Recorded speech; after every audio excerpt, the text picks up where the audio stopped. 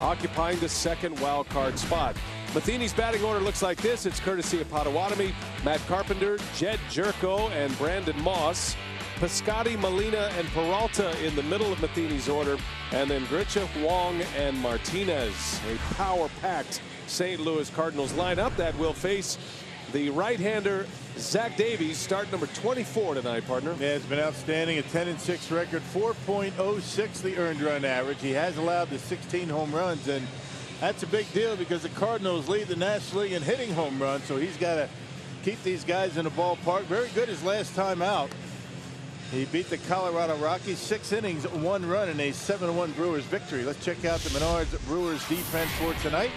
You had Ryan Braun, Kirk Neuenhuis, and Hernan Perez in the outfield. B.R. Arcia, Jeanette Carter from third to first. No surprises there. And Maldonado back behind home plate. He had yesterday off. 4-man umpiring crew is in place. Mark Ripperger will have the plate. Joe West, the crew chief, is over at first base. Andy Fletcher at second. And Nick Lentz is the third base umpire. All the pieces in place. We're ready to play ball today. Monday Night Baseball from Miller Park, and the first pitch of the ball game is in there for a strike, and away we go. Great to have you with us here tonight. Brian Anderson with Bill Schroeder, Sophia Minard, our reporter. Tonight's game being produced by Dan Keener and directed by Mark Vittorio. On the ground, Matt Carpenter rolls one to second, and that's how the night begins for Zach Davies. No, we came on the air talking about these two starters. Very similar pitches, but much different stuff. Davies with the 90-mile-an-hour fastball, the changeup, and the breaking pitch to go with it. It's got to be right on the corners. Doesn't have the velocity to get away with pitches down the middle, and he's done a nice job of that. That win against the Rockies broke a 2-game losing streak. Here's Jed Jerko. He's been part of the power surge for the Cardinals this year, especially in the second half. Jerko has more home runs than any other National Leaguer in the second half. He's hit 15 since the All-Star break. 15 of his 22 home runs. He has found that power stroke that he showed flashes of in San Diego that earned him that multi-year contract. Jerko tonight gets to start at short. Rock mentioned on our Brewers Live pregame show how banged up the Cardinals are. They are missing a lot of their big bats, including Matt Holliday and Matt Adams and Aledmys Diaz, their terrific all-star shortstop. Yeah, but still they're able to put up runs. Kind of moving guys around the batting order, moving guys around the infield, but they still win. And Jerko into left center field. Braun is over. Can't get it. Base hit. And Jerko is aboard. A man on with one away. Now the Cardinals have maintained their spot in the wild card race right now despite all of these injuries, and the two Mats, those are big losses. Diaz, of course, anchors down the shortstop position. I think the one that scares you a little bit here, Rock, is Mike Leake going on the disabled list with shingles. Yeah, no kidding. That's very painful, they say, but a little early in his life for that. But yeah, Mike Matheny has to figure it out. There's 11 different players on a disabled list currently for St. Louis. And yet they hold the second wild card spot. Davies faces Brandon Moss. He's had another big power year for St. Louis. Came to the Cardinals from the Indians last year, and he has responded with all the injuries. He's the guy getting a lot of the playing time, either at first base or as he is tonight in left field. He's hit 25 bombs this year. In the air, slicing foul. Braun's going to watch this one into the seats. Typically the Cardinals are on a team that puts up a lot of home runs. I mean, you remember back a few years ago they were very good with runners in scoring position. They did it without the home run, but that's a lot different this year. First in the league in homers. An important call young man has there in the first row. Totally brushed off a former MVP who came running by him and gave his brother a baseball. Working the phones at a young age. There's a swing and a miss, and it's 1-2. Yeah, hey, bruh, give me that ball back now. I'm done with my call.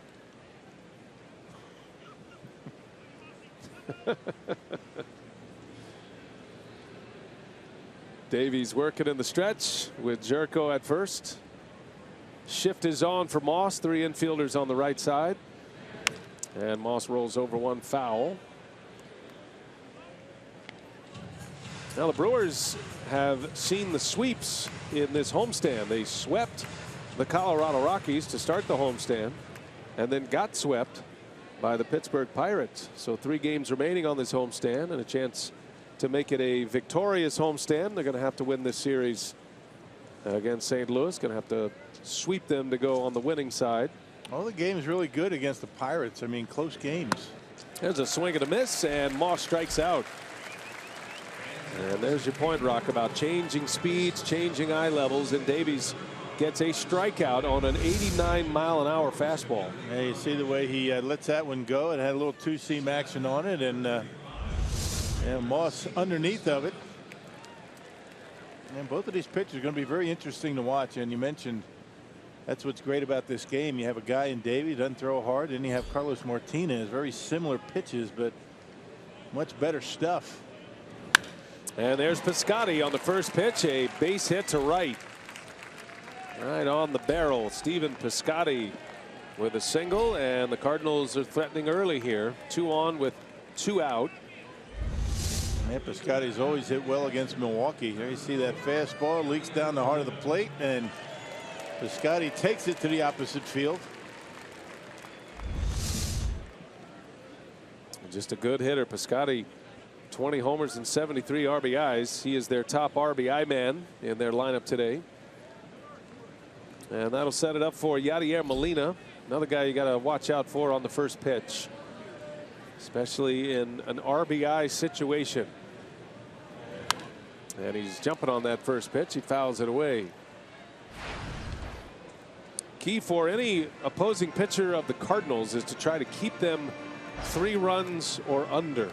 And that's a pretty good goal to set against any opponent, but specifically against the Cardinals, their pitching staff has given up runs. Their best pitcher is on the mound tonight in Carlos Martinez, but they've been out slugging their opponents. Snap throw to second, and back in time is Jerko. Yeah, the Cardinals second in the National League in slugging percentage, 3rd in runs, 5th in batting average. And unusual for the Cardinals pitching staff to be at 7th in earned run average. They're usually top 5. Now Matheny's club has hit home runs in 17 consecutive games, and they are 9-8 in that stretch. 1 ball, 1 strike on Molina. Rolled over one, over to third. That is fair, and VR steps on the bag to end the inning. Made that one look easy. Scoreless inning for Davies. Right-hander. Take a look at the starting lineup that Council has turned in tonight. Very familiar names there with VR, Jeanette, and Braun at the top. Perez continues to hit cleanup. He's having a great year. Chris Carter, then Kirk Neuenhuis, and then it goes Arcia, Maldonado, and Davies to round out the starting 9 against Carlos Martinez. Yeah, he's having a great year. His first season was 2013 with the Cardinals, and he's been one of their most consistent guys. 12-7 his record, and a 3.13 earned run average. At 3.13 ERA, good for 11th in the National League, and has been very good against the Brewers. 3-1 with a 1.16 earned run average against the Brewers. He'll face VR to start it. And what we're hearing about Martinez, what you're seeing in some of his numbers, is that he's backed off the big fastball at times. He's gone for more control, less velocity, but a lot of movement. He's doing a lot of that, dropping that changeup in there at 84 miles an hour. He's got a good one. Changeups, fastballs are going to be seen a lot tonight with both of these starters. There's a fastball at 94, and coming off the changeup, it gets right by VR. And he's still got enough. I mean, every now and again, he'll reach back and give you 96, 97. 1 ball, 2 strikes. VR takes a ball. Jonathan comes in at 296 on the season with a batting average, 377 on base percentage. He's hit 11 homers and 46 runs batted in.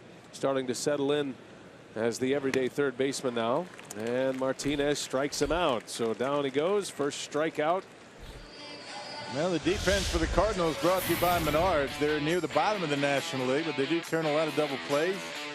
You got Moss, Grichuk, and Piscotty in the outfield. Johnny Peralta at third base. Jerko at short. You got Wong and Carpenter on the right side. You got Matt Carpenter playing first base tonight, and Yadier Molina behind home plate. It's going to be fun to watch Molina and Martinez, the nonverbal communication between those two throughout the night. That's always a lot of fun to watch. See Jed Jerko getting the start at short tonight with Diaz on the disabled list. Garcia, their utility infielder, Greg Garcia, is battling a bit of a knee problem. So even though Jerko's played a lot of shortstop in his career, that is most definitely not his best position at this stage of the game. Cardinals are a little down defensively this year, Rock. This is a very unusual makeup of the St. Louis Cardinals, where they slug, they hit homers. Pitching and defense hasn't been as strong as it normally is. Yeah, they got off to a slow start defensively even before all the injuries. So the injuries aren't the reason that the defense has not been good. Scooter Gennett, a wave and a miss, and down he goes on strikes. Back-to-back Ks for Martinez. He's had some of his best days as a major leaguer against Milwaukee. 2-0 this year against the Crew. We talked about his numbers, a 116 earned run average. Well, and that's had a little bit of a wrinkle in it. A little slider, maybe cut, slider combination. Sometimes it's very difficult with the naked eye to determine whether it's a breaking pitch or a changeup. You know, velocity is very similar. 2 outs, 2 Ks. Here is Ryan Braun now. Ryan checks in at .314. Has 24 home runs, 74 driven in on the season. Braun is inside the top 10 in the National League in batting average. Ryan is 8th to start play today. The leader is DJ LeMahieu of the Rockies. He's hitting .344. And then Daniel Murphy at .343.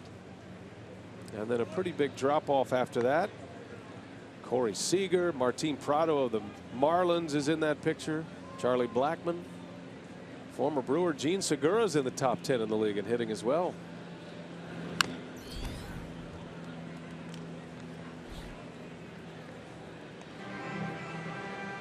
He's had a great month of August. With a couple of days remaining in August, a chance to add to the numbers. Big RBI numbers for Braun. Home runs, RBIs.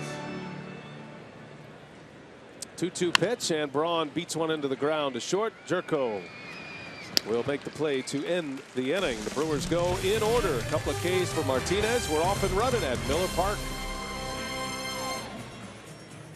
Monday night at Miller Park, and here is Johnny Peralta to lead it off against Zach Davies. Second inning. We are scoreless, just underway. Peralta hitting .251. He's always been a good hitter in this venue. He loves Miller Park. .364 career hitter at Miller Park. That includes 9 home runs in just 28 games.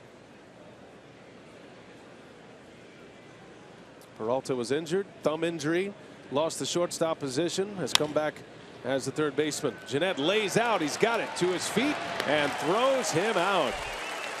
Beautiful play by Scooter Gennett for the first out of the inning. Yeah, had the right guy running. Johnny Peralta doesn't get down the line all that great. A nice play by Scooter, angling back and able to get up and make the throw. Got him easily at first base. Good play by Scooter. Need good infield defense behind Zach Davies. Gets a lot of ground ball outs.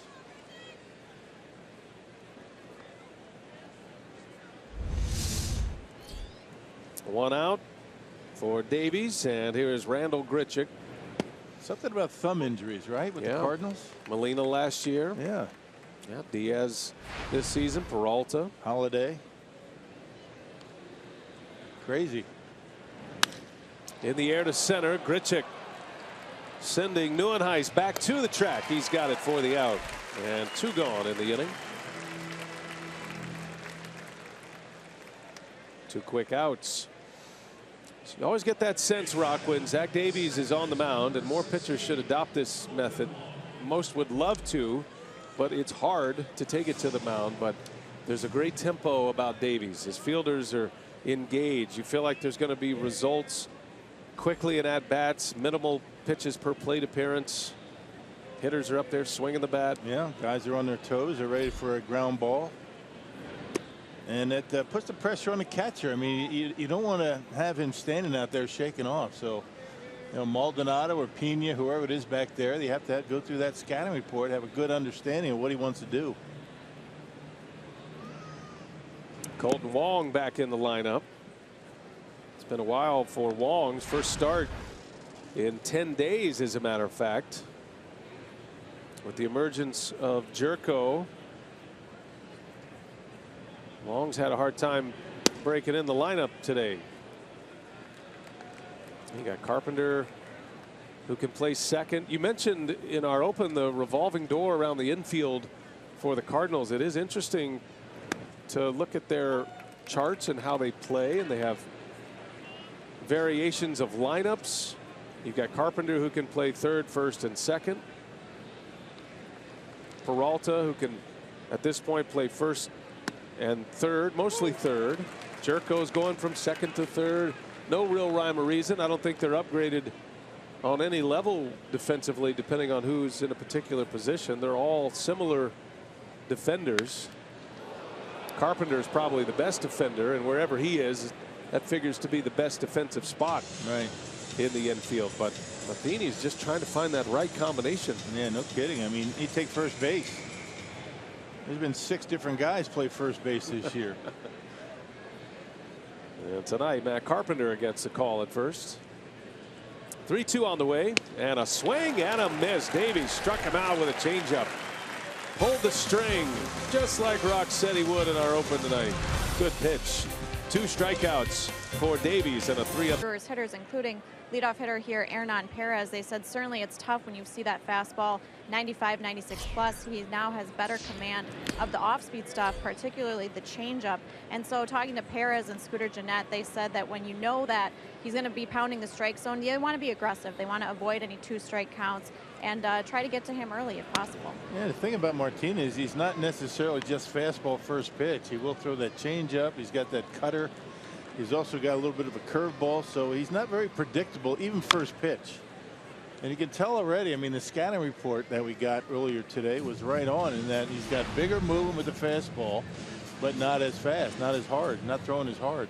And what you're seeing, I think, and you've seen it all the years you've been a part of this game, Rock, is a pitcher who comes to the big leagues as a hard thrower, and he's got the weapon, he's got the fastball, and then you start to mature and you become, instead of a thrower, you become a pitcher, and that's usually when you see the separation. The guys who come in show the flashes, maybe the inconsistency, and that certainly is how you would describe Martinez. He's had moments of brilliance in the postseason, especially as a reliever, as he strikes out Hernan Perez to start the inning. So 4 batters faced, 3 strikeouts. But really is starting to get away from the inconsistency, and I think a lot of that has to do with Yadier Molina's catcher. They spent a lot of time within an inning talking to each other, making gestures back and forth. They saw after the first inning Molina with his arm around him, talking to him as he got in the dugout, and there's no replacing having a guy like Yadier Molina behind home plate to get a young pitcher with great stuff to mature.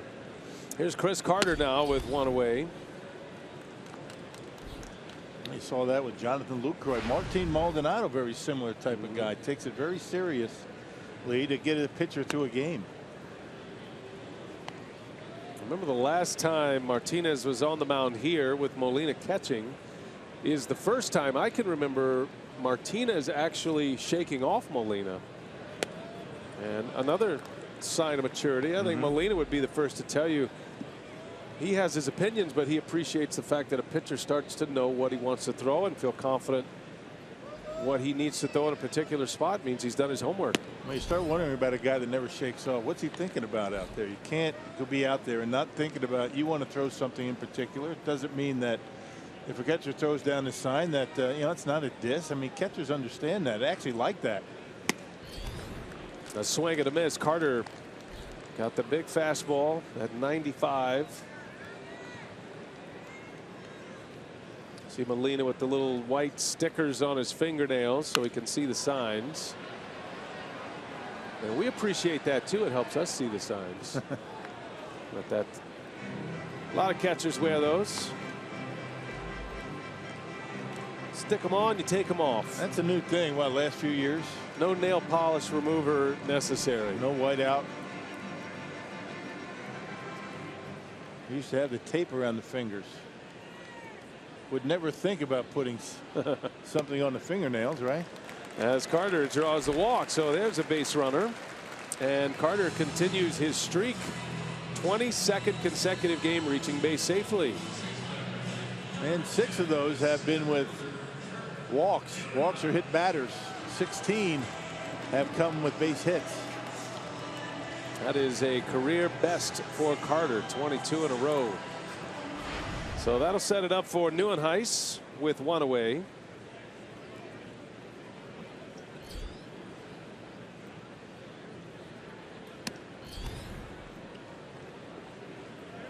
Kirk with 12 homers, all but 2 of them have come here at Miller Park this season. He's driven in 41. He'd like to see the batting average go up for sure. He's only hitting .211, but he is a hitter that has a good eye, and he does get on base a lot via the walk.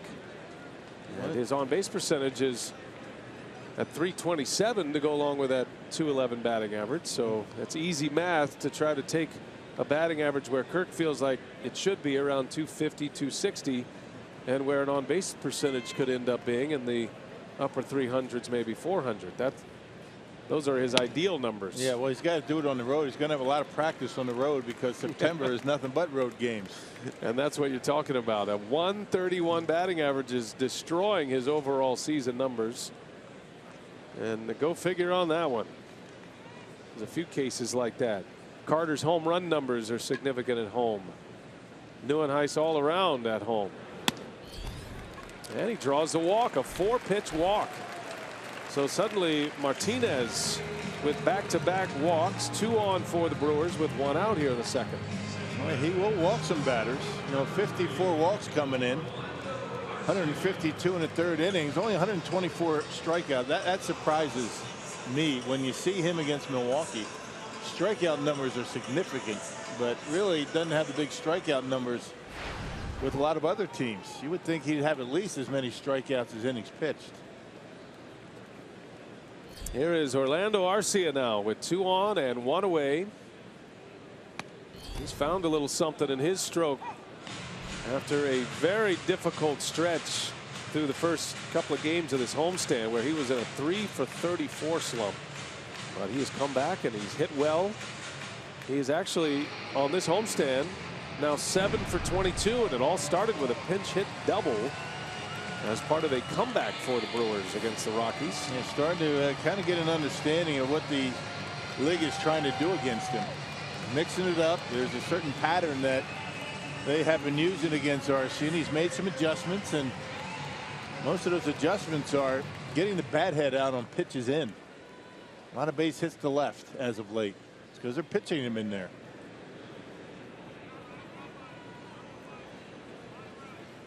There's a nasty breaking ball, backs him out of there. That's what the homestand looks like for Arcia. Hit his first career major league home run against the Pirates on Friday night. 2 on, 1 away for the 22-year-old, and a wave and a miss. 1 and 2 now.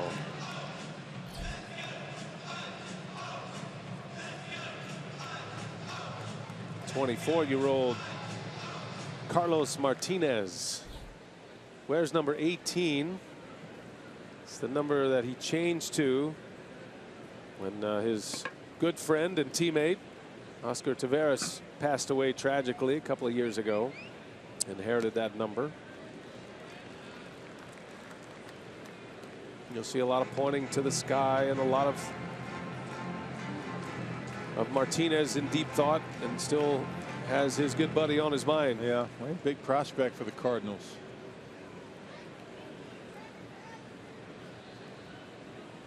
Two the count on Arcia with Maldonado to follow. Brewers are in the 7th spot in their order. Able to spoil a breaking ball.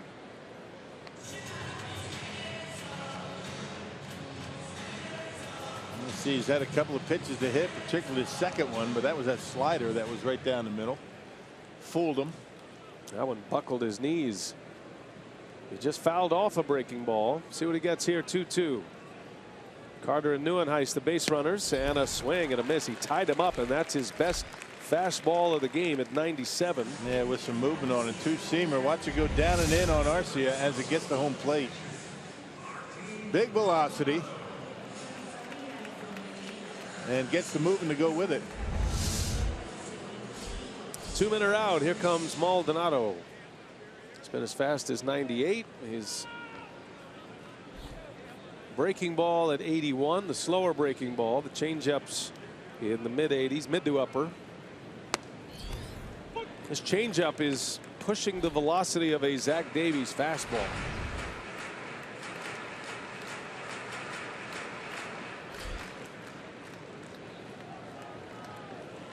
A career earned run average against the Brewers of 116. A lot of those appearances are out of the bullpen. This is his 7th career start against Milwaukee and his 18th career game. 14-game winner last year, a 3.01 ERA. Just outside the top 10 in ERA this season. Currently 11th in earned run average at 3.13. 1-2 to Maldonado. Yeah, it seems like Martinez has been around a while. I mentioned he's only 24 years old, but his first year is what, 2013. Came up as a young man.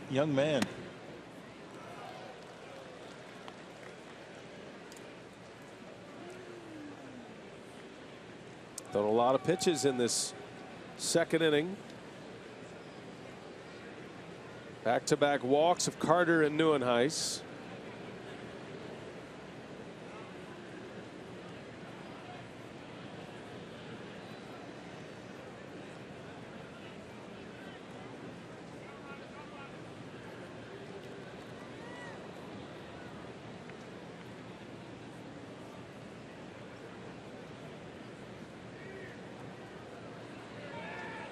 Yeah, Martinez is shaking off Molina. Yeah.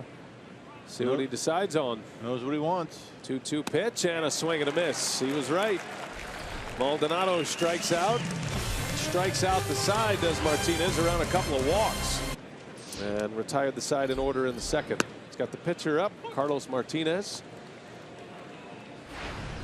And not a bad bat at the plate for the Cardinals this year. Martinez is actually hitting .255. Rolls that one to short.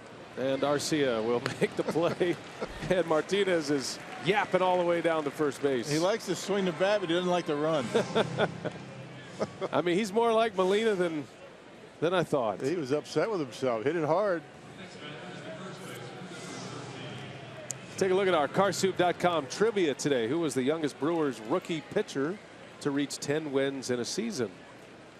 It's a good question. It could be Zach Davies. He's a 10-game winner. He's a rookie. And he's a young guy. He's 23 years of age. Meets all the criteria. Matt Carpenter and his second plate appearance.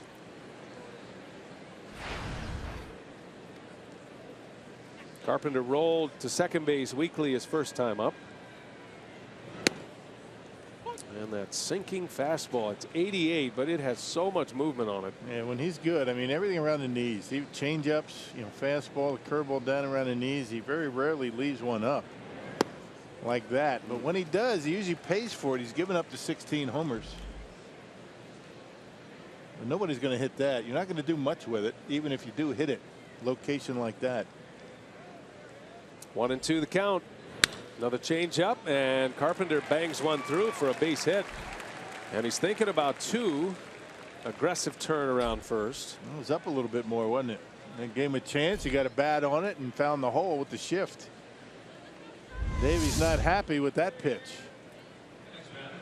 You see, he left it upstairs, and he paid for it.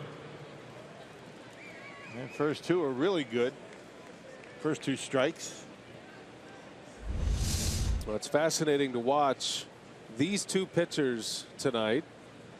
And I think you could definitively say each pitcher has been the best for his respective team this year. As Jerko with a big swing and a miss. And as you mentioned, Rock, they have much different stuff. The stuff they bring to the mound, velocities particularly. But it's still that same idea of change of pace. Same repertoire, really. Quickly 0-2. But Zach Davies can't reach 98 miles an hour. There you see the difference. I mean, when you have a changeup like Martinez has, and you can average almost 96 miles an hour, I mean, you have to start that bat so quickly. You have to decide so quickly at that velocity. Changeup is a tremendous pitch because it looks the same. Well, it's one thing to be able to get that kind of space between your fastball and your changeup, and then it's the other thing, and what separates these two at their varying velocities is the fact that they throw it from the same release point. It has the same spin. The arm speed is the same. This is all things hitters tell you will throw you off. As Jerko waves at a breaking ball and a strikeout for Davies for the second out of the inning. Well, the arm slot's so important because if it's different, if you do anything different, you stick your finger up in your glove on a changeup. These guys in the dugout, they're going to pick that stuff up, and that's called tipping pitches. And you know, good pitchers don't do that. You don't do that in the major league level because they'll figure it out. I said breaking ball. That was a changeup from Davies, and a good one with so much movement. So now 2 outs. Here is Moss. And he's got these Cardinal hitters out in front. Just like he did his last time out against St. Louis right here at Miller Park. He went 8 innings, gave up nothing. No runs in 8 innings in a Brewers victory back on June 1st.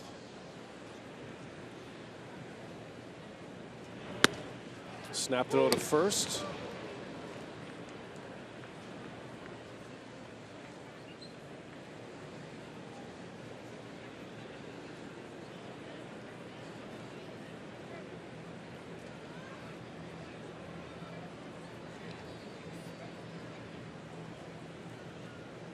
Moss hitting third in this Matheny lineup today.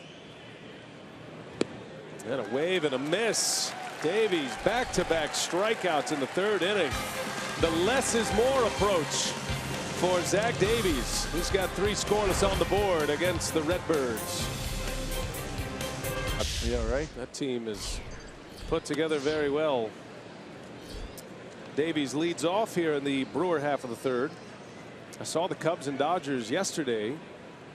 Dodgers won that game. Cubs gave it away late in that game yesterday, but still maintain a 14-game lead. Cardinals lost to the Oakland Athletics yesterday. Had the Cubs won the game and gone to 15 over or 15 up, when and if they do that, it'll be the largest division lead they have ever carried in their long history, as Martinez strikes out Davies, and that is about as impressive as you can go first time through the batting order. Yeah, no kidding, right? 6 strikeouts. 2 walks in the first 9 batters, but 6 Ks.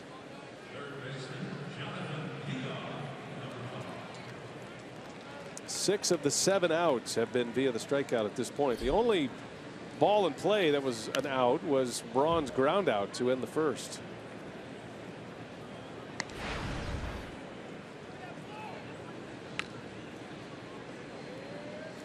What's that old Satchel Paige story when he was in the barnstorming leagues? He'd strike out all these batters and he'd wave all of his fielders in. He'd tell them to go sit in the dugout. He'll be with them in a minute. Yeah. No fielders necessary. 0-2 to VR, who struck out his first time up, and he's got a couple on his card. 7 punch outs for Martinez. Yeah, that last fastball registered on the scoreboard out there at 98 miles an hour. So we talk about the fact that he doesn't have the cruising speed that he once did, but he still has enough to get it by you when he needs it. You can see first time through, the league really struggles, and not so great, you know, second and third time through either. Brewers go 0 for 7 first time through. That gives you an idea of Martinez stuff. Jeanette's up there trying to bunt his way on.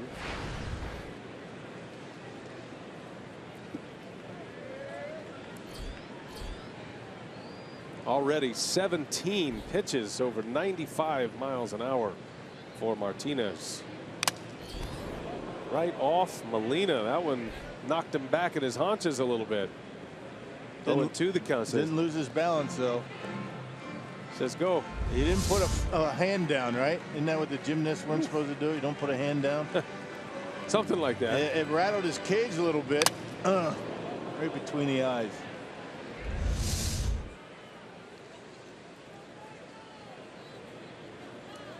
Oh, 2 to Jeanette.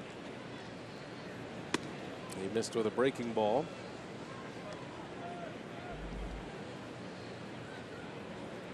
Working quickly. Another K. Jeanette is gone. Back-to-back innings, striking out the side. 9 outs, 8 of them are punch outs. Has won, and certainly I want to look back. 1998 was the last time the Mid-Atlantic region, and that was when Todd Frazier's team from good old Toms River, New Jersey, picked up the win. So congratulations to the New York team. Yeah, remember that well.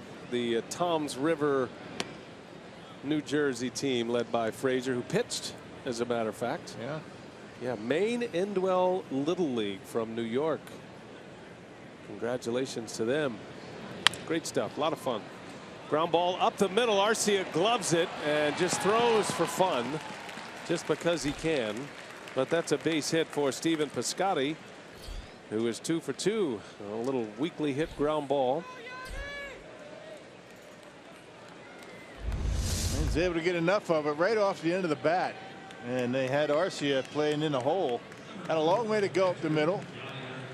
Kind of taking a little bit of a chance to make that throw, but no harm, no foul.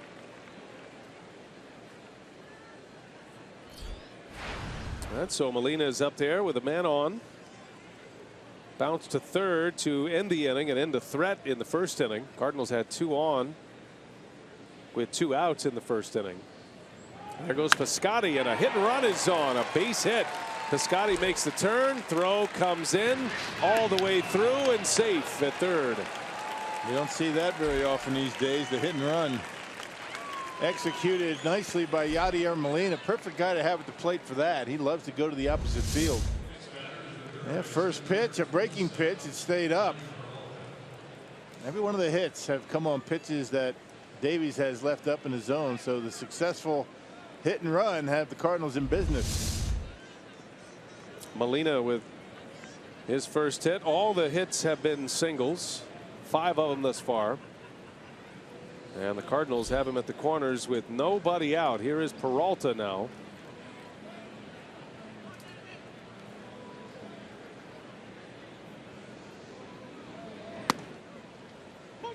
Well, it feels like runs are going to be at a premium tonight, the way Martinez is pitching. He is out of the gate fast for St. Louis. 3 shutout innings with 9 strikeouts already. Or check it, 8 strikeouts already.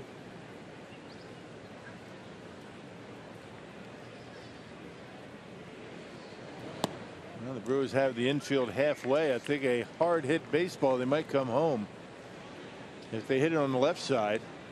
Not exactly in double play depth is Arcia. He's a little bit further from the bag than that.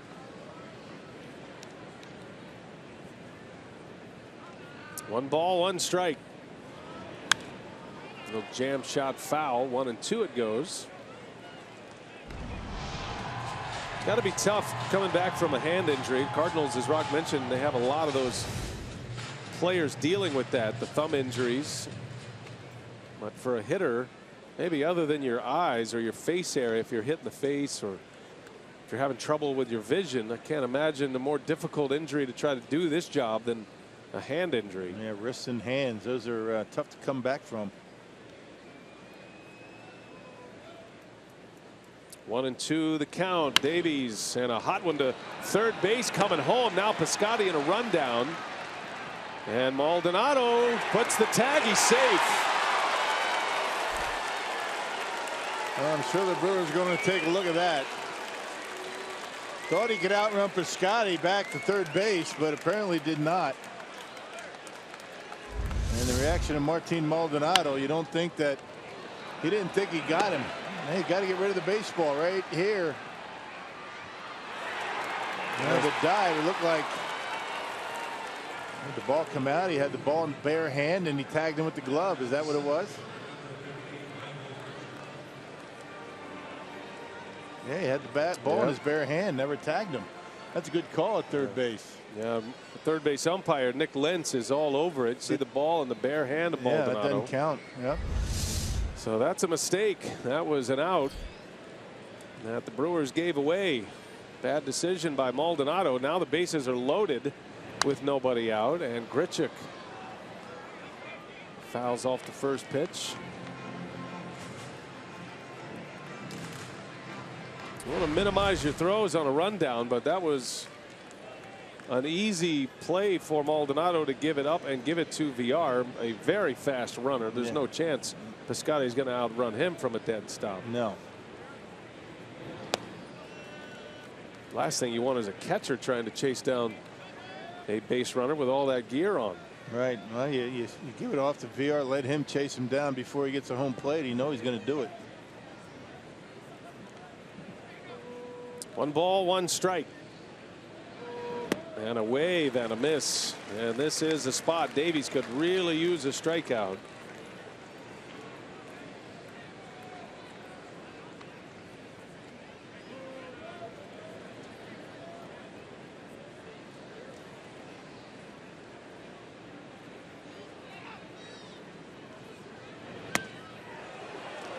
Fastball missed.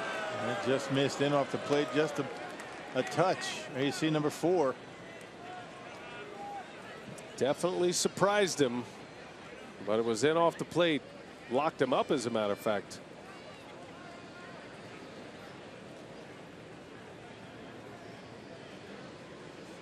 Two-two pitch, and that one's in there. A called strike. He doubled up on the fastball. Man, must have been looking changeup. That one right at the bottom of the strike zone. Had plenty of the strike zone that time. Supposed to be in, left it down the middle, and Grichuk takes it. It's a big out for Zach Davies. Now a ground ball double play will get him out of this inning. I'm guessing with the bases loaded. You hate as a hitter to be called out on strikes with the bases loaded. Here's Colton Wong up there swinging at the first pitch. Nice catch over there in the Brewers dugout. I think that was Manny Pena. Makes sense. He's a catcher. Good job, Manny. Not only did he catch the ball, he protected all of his teammates, and she got a souvenir. In the air, left field. Braun came in, now has to break back, and this is going to be deep enough to score the run. Sac fly and an RBI for Colton Wong. And the Cardinals strike first. It's the second out of the inning. Well, still, you get out of this mess, bases loaded, nobody out, with just 1 run scoring. That's a moral victory. Pitch up and in. Yeah, Colton Wong got enough of it to drive in the run. No chance for Braun to have a play at home. So here is Martinez.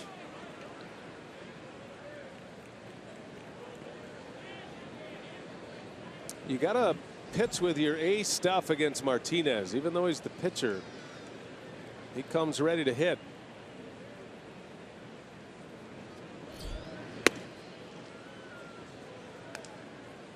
Martinez grounded out sharply to short in the 3rd inning. Cardinals are up 1-0 on 5 hits, 2 in this inning, and a miscue by Maldonado on a rundown. No error charged, by the way, on that play. Simply a fielder's choice to get Peralta to first.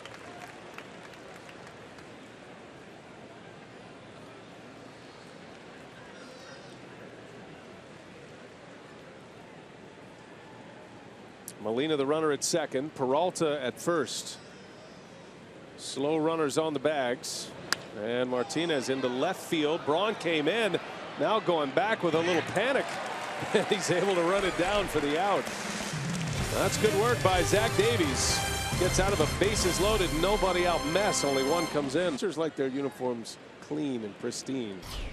Most of them anyway. How many pitchers use pine tar? Another good point. Braun on the first pitch. Slow roller. Tough play. Peralta can't get it in the grip. There's the first hit for the Brew Crew. It is an infield hit. And the third base runner of the game. First hit to go along with the 2 walks. Kind of beats that one right into the ground. Johnny Peralta playing way behind the bag at third for Braun. And there's the first hit of the game for Milwaukee. An infield single. When you see a guy start out like Martinez did first 3 innings, you start wondering, this guy's got no hit stuff. Yeah, that's for sure. With all the swing and misses, not just the strikeouts, which are significant, but all the swings and misses leading up to those strikeouts. Well, Perez now with a man on. Puts Martinez in the stretch. It's only the 4th batter he's faced from the stretch. As you see, a very quick move to first as well.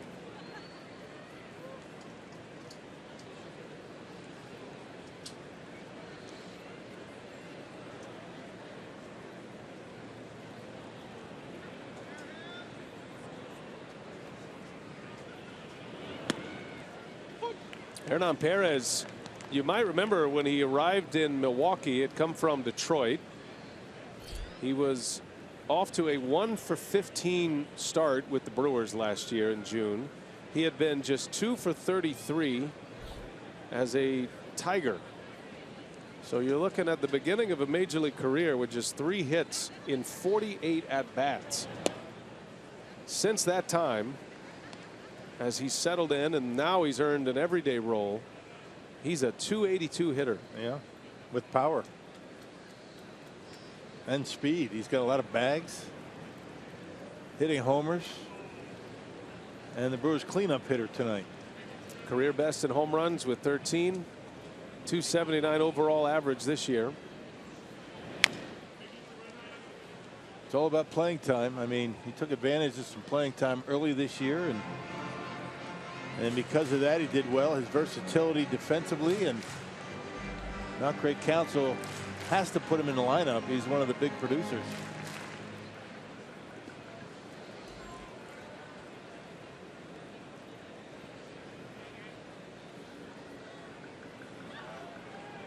Two balls, 2 strikes on Perez. On the ground to second. Wong to short. Jerko to first. And a double play, and that wipes out the single by Braun. 139 double plays they've turned. That's best in the National League. Texas Rangers have turned 165 double plays. Man, isn't that amazing? Kind of tells you that's like a good news, bad news stat, right? A lot of men on. A lot of men on, but a lot of escapes. And to your point, the Chicago Cubs have turned the fewest. And the Cubs also have the best ERA. Actually, the Dodgers have turned the fewest, 84. And the Cubs at 88. I think the Dodgers are 5th in ERA. So the double play stat doesn't necessarily tell you that it is a great defensive team, because the Cardinals are not. They can be. I mean, it can be because of excellent defense. They have ground ball pitchers, though, that's for sure. A lot of men on, a lot of opportunity to turn double plays, and ground ball pitchers on the mound.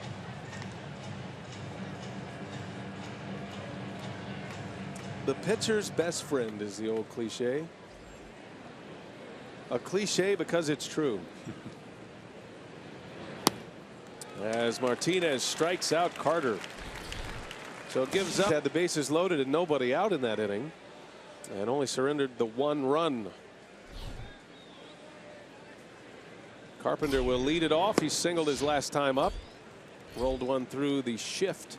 3 infielders on the right side. Carpenter is 1 for 2, a .287 hitter. They tried to hit him third when Holiday went down. He certainly profiles as a good 3-hole hitter, but it didn't work out well for him. He's best in the leadoff spot. There's out number 1. Well, that fastball changeup combination has been good for Davies. As we talked about, it's all about the release point. It has to be identical, or hitters are going to pick it up. They'll pick it up in the dugout. It's called tipping pitches. Do the same thing. whether it be your head position, where your front foot lands, you know, the position of the arm on the release point. It's all got to be identical. All the pitches have to be the same release point. That's what makes a good changeup. Davies had a miscue defensively with a rundown. Might have helped his cause in the 4th inning. Did a terrific job to get out of it, though. And he deals strike 1 to Jed Jerko.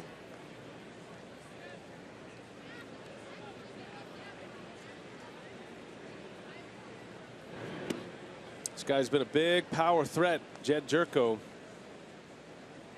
leads the National League in home runs since the break. Only Brian Dozier has hit more in the big leagues. Dozier with the Twins has hit 16 since the All-Star break. Jerko has 15.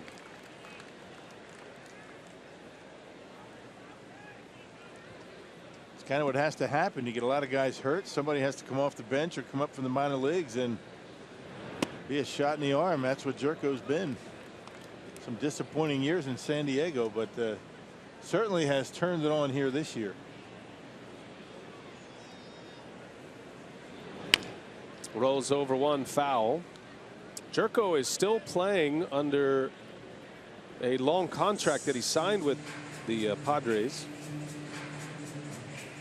He's actually signed through the 19 season. That was a 5-year deal that he signed with San Diego. 3 years with the Padres. His first with the Cardinals, and he leans out on one deep into left field. Back is Braun. He's at the wall. He leaps, and it's off the top of the fence, and it is out of here. And the Cardinals keep their home run streak alive. Jed Jerko with his 16th home run since the break. That is number 23 overall. And the Cardinals have hit 42 home runs in August. We're talking about hot. Watch where this pitch is. I mean, that's a good pitch. I mean, that's down and away. I mean, on Fox Tracks, that's right on the corner, down at the knees. Ryan Braun running out of room out there and left, and just misses it. Hits the top of the wall, then bangs off the back wall, which is recessed about 8 feet. Yeah, right there. Yeah. What a good pitch by Zach Davies. Not much you can do about that. Down and away. Hooked it out of here. Yeah, this Cardinals home run story is significant. They've just tied a franchise record for home runs in a month. Their 42nd home run in August. That 1998 club did that, and you know who was hitting home runs in '98 for the Cardinals? Yep. Mark McGwire. It was a record-setting year, and then that home run is now 18 consecutive games with a home run for St. Louis. Another significant streak.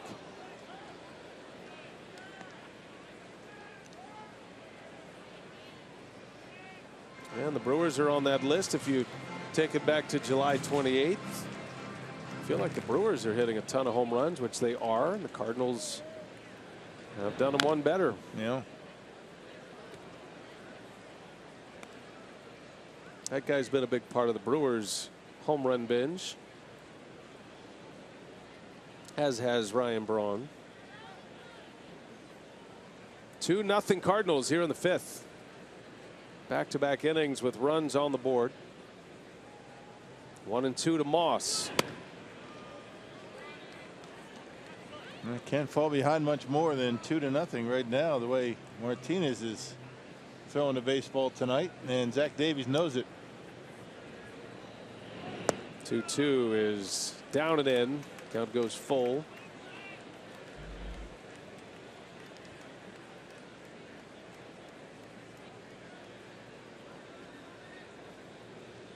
In constant communication, those two battery mates.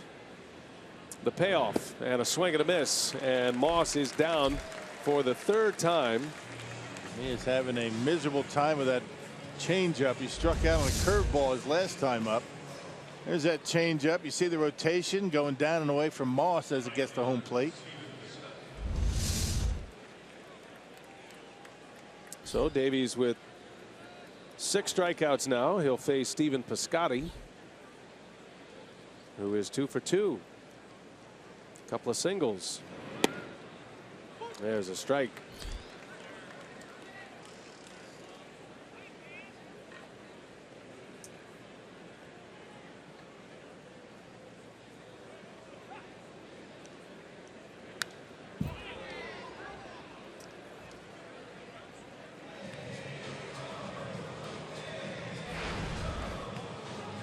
Stanford grad Stephen Piscotty had a rough series against the A's, just 1 for 11 in that series. Already 2 hits in his first 2 at-bats of this one. 0-2 pitch is a swing and a miss. Down he goes. So after the homer, Davies comes back with back-to-back strikeouts. He's got the edge. That's kind of part of your danger world that you're into, as Neuenhuis drops a bunt down. That's a beauty. That's a base hit. Kurt Neuenhuis with a bunt single, the second hit of the game. Both have been infield hits. And a man on. I didn't give Sophia a chance to answer. Right. But Neuenhuis interrupted us. Oh, you know she's going to say yes. She's into that.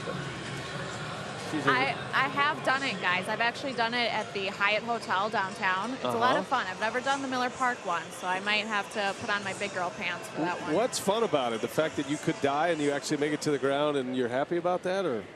I mean, you have to live on the edge, right? A little thrill-seeking never hurt anybody. Oh man, hurt me. No chance. BA, I think we could do it together. A good team bonding experience. Negative. You're on your own, kid. Thanks for the moral support. We'll be glad to watch and cheer you on. All for a good cause. Arcia with a man on. And a little chopper foul. Although, you know, Mike Faulkner, our stat guy, he'll do it. He'll do anything. He's a risk taker. He'll eat anything. He'll drink anything, and he'll do anything. I mean, he's like gone up to the highest peaks of Miller Park and walked in places that most people aren't allowed. Yeah, he wants to skydive, all that kind of stuff. But yeah, maybe Michael joined Sophia. Slow roller, and Peralta goes to second to get the out there.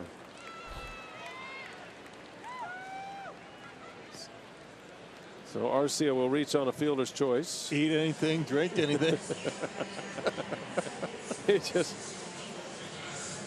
just dare him. That's all you got to do. That's your guy, you know. You're kind of hooting on him a little bit. No, that's why he's my guy. He does all the things that I'd never do. I just live vicariously through him. Mike Faulkner, stats man,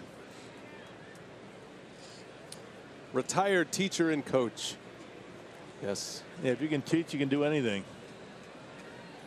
The real heroes. Yeah. School starts for many in 2 days. And all the parents out there with the little fist pump. And all the teachers welcoming back their kids. Coming up. Thank you, teachers, for all you do. Great work. We appreciate you.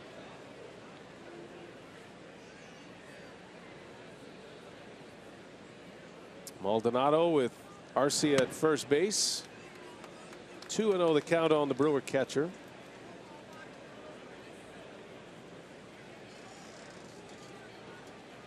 One swing of the bat could tie it up here for Maldonado. He's got a little pop in his bat.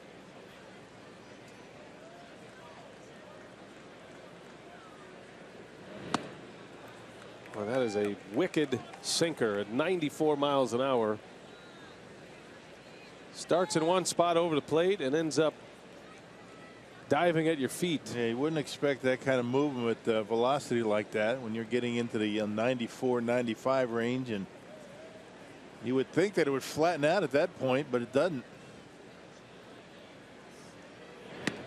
Back in there and a called strike, and Maldonado didn't like that one at all. Pitch number 4. Fox Tracks has it off the plate. Still having a chat with Mark Ripperger.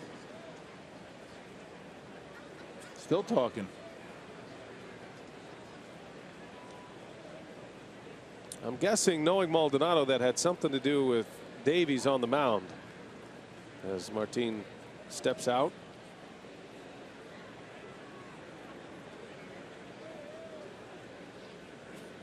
Molina wants one away this time. 2-2. And Maldonado was right on it, but he fouls it back. And 97 that time. Right down the middle.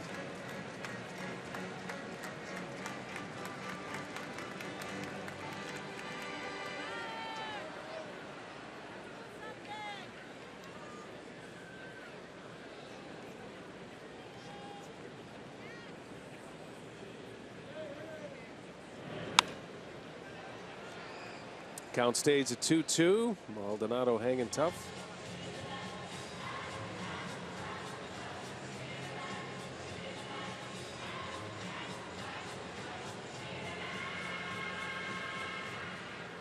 Keeping an eye on the Cubs and the Pirates tonight at Wrigley. They had the tarp down earlier. A little bit of rain south of here. Cubs are up 1-0 in the second inning. Away, and a miss. Strikeout number 10 for Martin Maldonado. And maybe a couple of parting shots for the home plate umpire. Yeah, the time of breaking pitch off the corner. Getting Maldonado on strikes. There you see the spin on it, the slider off the corner, and Maldonado just waves at it. Not sure if he's talking to the home plate umpire or his buddy Yadier Molina. That'll bring Davies up with 2 outs.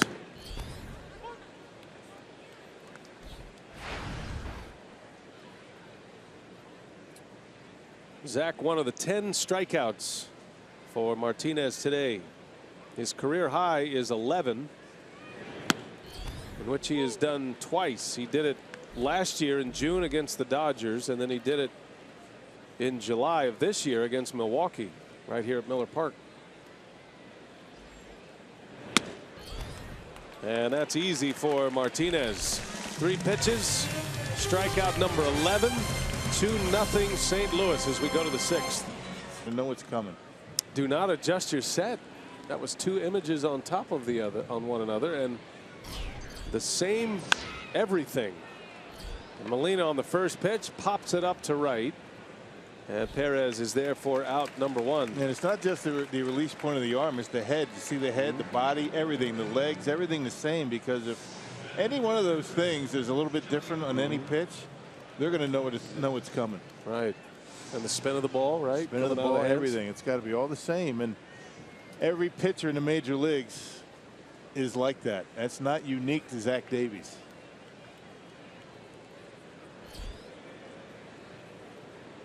Here is Peralta. And Davies fires a strike.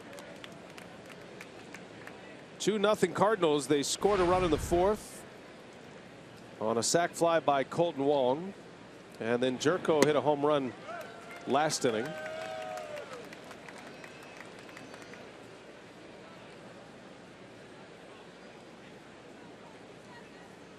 Davies knows he is hooked up in a dandy tonight against Martinez, who's hardly giving up anything to the Brewer hitters. The 2 hits on the board for Milwaukee are both infield hits. A swinging bunt by Braun.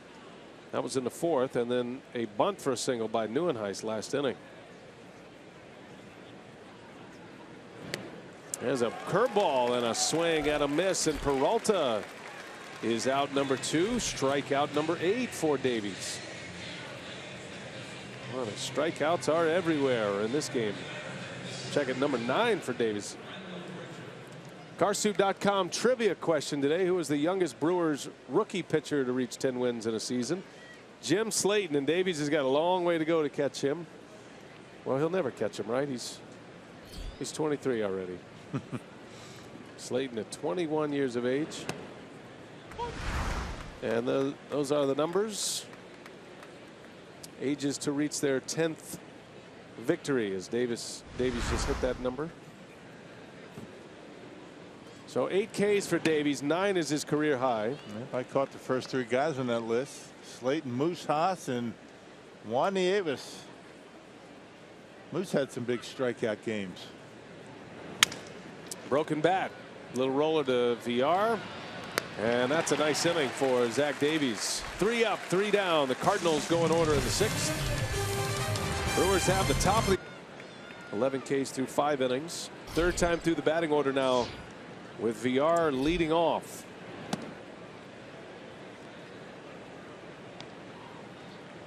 Davies coming off a 3 up 3 down 6th. See if the Brewers can give him some offense here. And a wave and a miss. Well, VR is having a tough time with Martinez. VR struck out twice. Jeanette has struck out twice. Maldonado and Davies have each struck out twice. Cardinals' season high for Ks in a game was also against the Brewers. That ball's ripped into right center. That's going to go to the fence. Jonathan VR on his way to second, and he'll pull the reins up there with a double. Blistered one into the gap in right center. I think he was sitting on changeup and got it, and boy, did he hit it hard. Nice job by VR to stay on it. Changeup down the middle, up in the zone, and VR gives it a ride. He centers on that one nicely. Well, when you guess right, that's what can happen. You can hit the ball a ton. And a leadoff double for Milwaukee.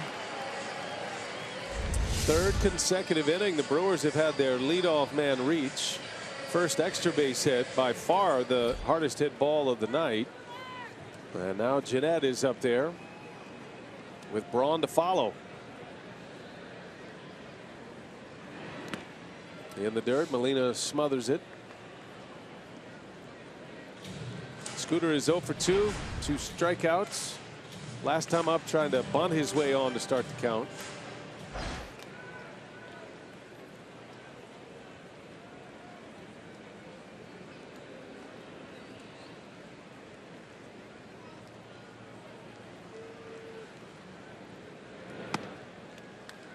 Two and 0. Oh, the eyes get big when you sit up there at the plate. You guess a pitch, you get it. He hangs it right down the middle, and a lot of guys swing out of their shoes, but end up popping it up or missing it because you're so anxious. VR put a nice swing on that baseball. He's 1 for 3 tonight. Runs well. Should score on a base hit to the outfield. There's ball 3. Well, if there was ever a time to green light one, it might be right now. You know Martinez does not want to put Jeanette on with Braun coming to bat.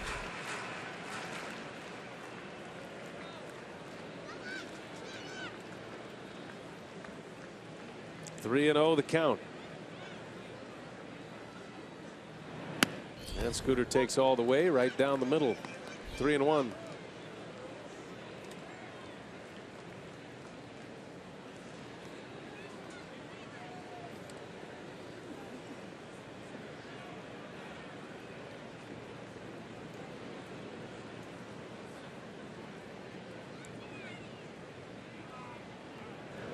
Jeanette, base hit.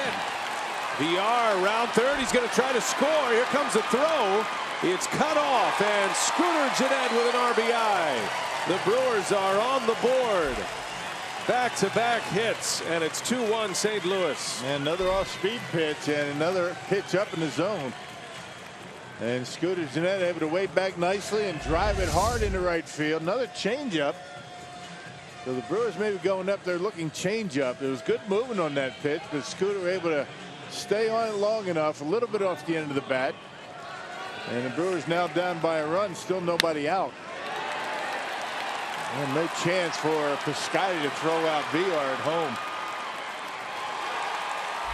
So the Brewers will bring the go-ahead run to the plate now. Jeanette drives in RBI number 41.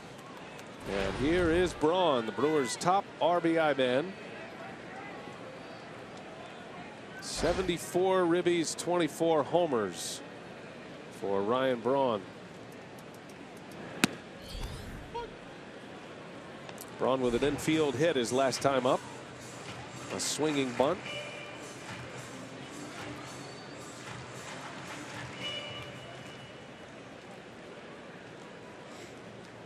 Braun's among the league leaders in batting average with runners in scoring position. That's not this scenario here, but he has been clutch this year. Powerball home run leaderboard with Carter at the top. He's third in the league in that category with 30. And Braun with 24, just outside the top 10. All those guys coming up too. Perez to follow, then Carter, and then Neuenhuis if the inning gets that far. 1 ball, 1 strike on Braun. On the ground, over is Wong. Throw to second, out there, throw to first, not in time. Wow, that would have been something. Only Ryan Braun's speed avoided another double play.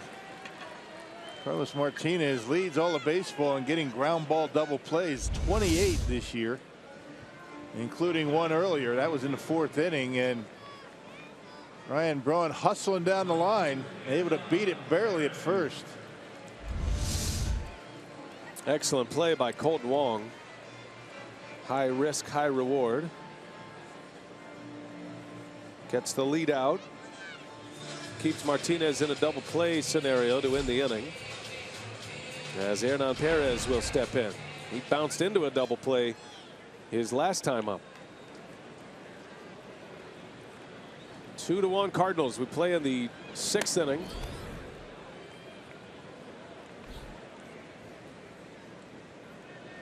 First of a 3-game series with St. Louis.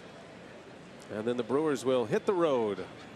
Quick road trip to Pittsburgh. 3 games. And then right back here for Labor Day against the Chicago Cubs. A lot of games against the Central coming up. Started with the Pirates.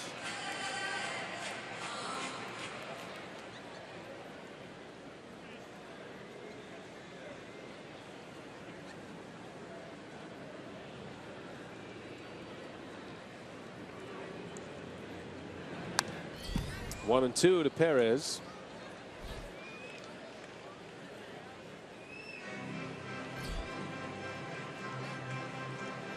Cubs are hosting the Pirates tonight. Big series for Pittsburgh. Cubs have such a big lead that they're in coast mode right now. Cubs lead that game 1-0 in the bottom of the 3rd. Perez, a wave and a miss. Got him with a breaking ball, and a career best for Martinez. 12 strikeouts. Hey, come on out to the ballpark tomorrow night as the Brewers and Cardinals meet again in game 2 of their 3-game series. And again on Wednesday night. Great seats are still available at brewers.com. Back to a 7-10 first pitch for the next 2 nights. 12 Ks for Martinez. His 2 best strikeout games have come against Milwaukee this year. Carter, a little half swing and able to check it. It's count starting to rise a little bit. 93 pitches. There is activity in that Cardinals bullpen. Brewers would love to see this guy get out of the game. Maybe one big swing by Carter would do it.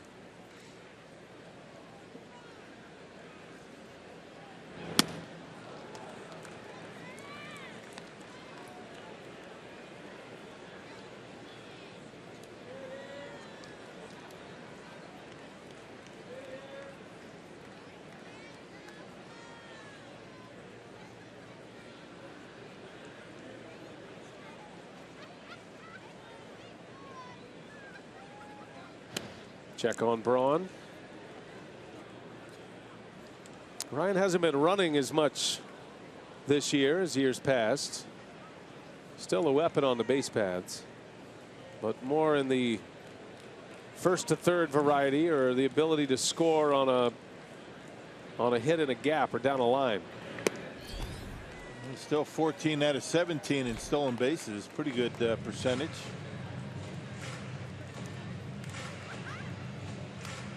Cardinals have their outfielders very deep, trying to prevent from the extra base hit here with 2 outs. Leaves a lot of room in front of the outfielders.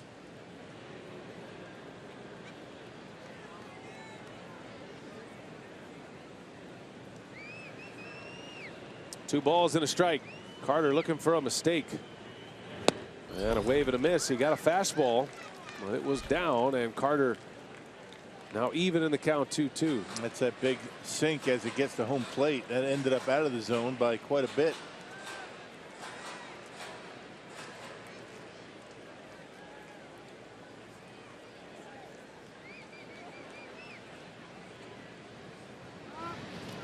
And that one's thrown away, and Braun is on the move. Well, that is a big play. Braun ends up in scoring position on the misfire from Martinez. E1. Another miscue defensively. Let's check out the quick feet. Bad throw. Carpenter not able to handle it. Now a base hit might tie the game. Infield or outfield, I should say, has to come in a bit.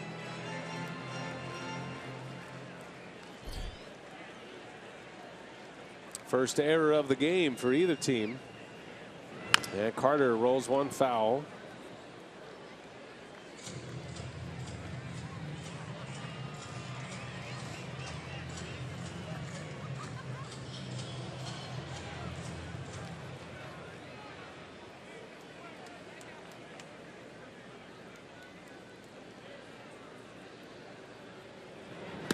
And down he goes. Strikeout number 13. But the Brewers strike. They get a run on an RBI from Scooter Gennett. 2-1 Cardinals. 6 in the books at Miller Park.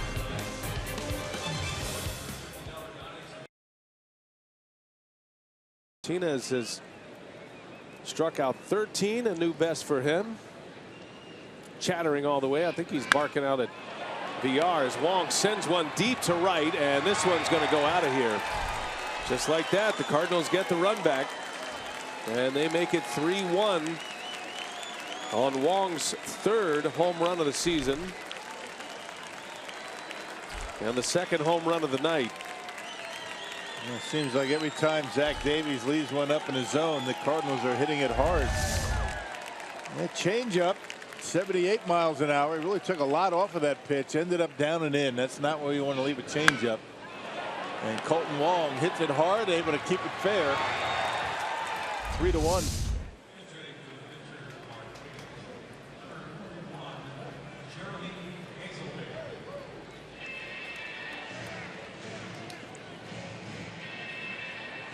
This pitcher certainly enjoyed that. So Martinez is going to be pinch hit for. That'll close his book tonight. 6 innings, 1 run, 13 Ks.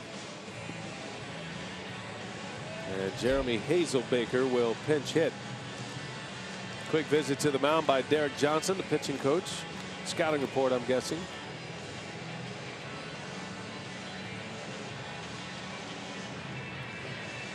(3-1) St. Louis now. You got to watch the Cardinal pinch hitters. They have thrived this year. They've hit 14 pinch hit home runs this season. Ties a Cardinal franchise record. Hazelbaker has hit 4 pinch hit home runs. 0-2 the count. This is a slugging ball club in St. Louis this season. Yes, it is. Hazelbaker got off to a great start in the month of April. He was a big surprise for the Cardinals offensively in the first month of the season. Cooled off, sent down to the minor leagues. He's back now. Nobody could get this guy out in April. And now he's emerged as one of Matheny's best pinch hitters. A 300 hitter, actually a 330 hitter, but down he goes this time. Strikeout number 9 for Davies. That ties his career best. And the pitch hitter is out. And to the top of the order in Carpenter. And Craig Counsell is going to make a move here. Second trip to the mound. Counsell makes the pitching change.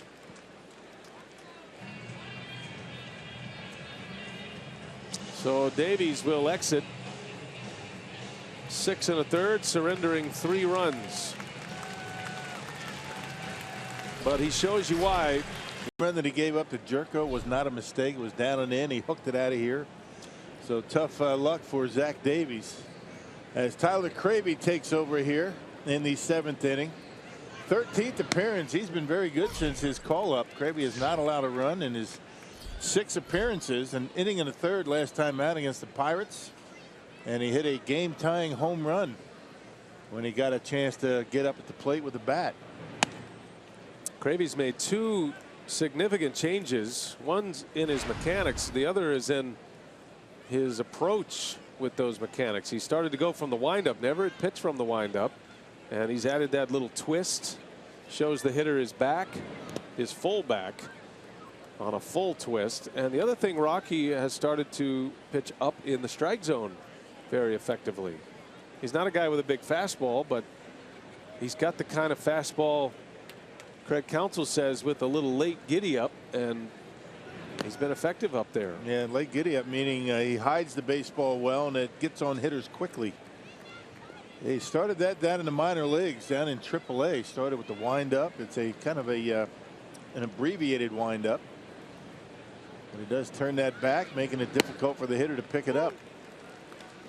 So many measurement tools now that ball clubs use. One of them is spin rate, and they can get an idea on what type of pitcher based on the way he spins the ball out of the hand. Doesn't necessarily correlate to velocity, but as Carpenter draws the walk.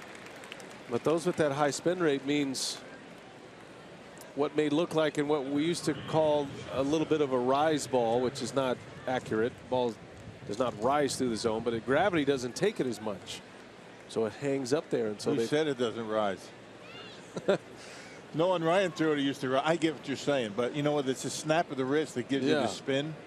More snap of the wrist, more spin. That spin rate increases. Cuts through the air. Right. And the pitch doesn't drop as much. And what they call that is good finish, whether it be a pitcher throwing to home plate or an infielder or even an outfielder. They have good finish on their ball. And that's all about the wrist. The wrist snap at the point of release. I was just kidding about the rise ball. They looked at me like I thought I misunderstood the rise situation. No. So it doesn't really rise. Just has good finish. It just stays has on that same plane. It just doesn't drop as much. Right. Exactly. Which means when you anticipate it dropping, it actually rises. So it's just these little subtle. It's kind of the backup curveball. Doesn't actually back up. Revealing all these things now. I never knew. All these things you hear. I mean, back in the old days, I'm talking early part of the century and up into even the 50s, they used to call it the rise ball. Yeah. Throw the rise ball. Now they call it a pitcher with spin rate. Right. But it is interesting that these tools that they're using, whether you're into analytics or not, one of the elements to the analytics world is that you can measure all of these things with our StatCast. We're measuring how fast runners run, how the exit velocity off the bat, but you can measure the spin of the baseball. With the way these cameras are now, you can just count them, right? Count the rotations. That's right. Do the math. Yeah. But you can completely, with the data to back it up, completely change what a pitcher does based on the way he delivers a pitch. So in Cravey's case, he pitches at a high spin rate.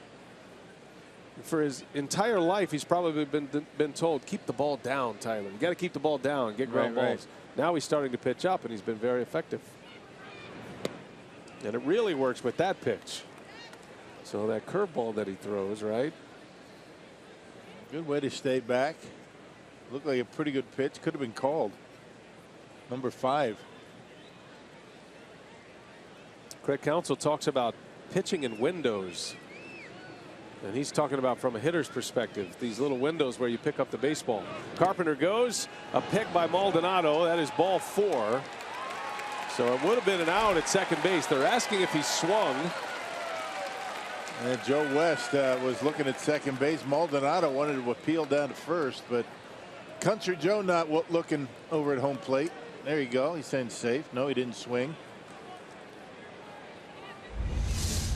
So that went from a possible strike him out, throw him out double play. And he checked it. Yeah, he held up. But you know what? Good for Maldonado throwing the baseball anyway. You never know. You throw it, and then you ask for help, and you might get lucky. Back-to-back walks here for Cravey.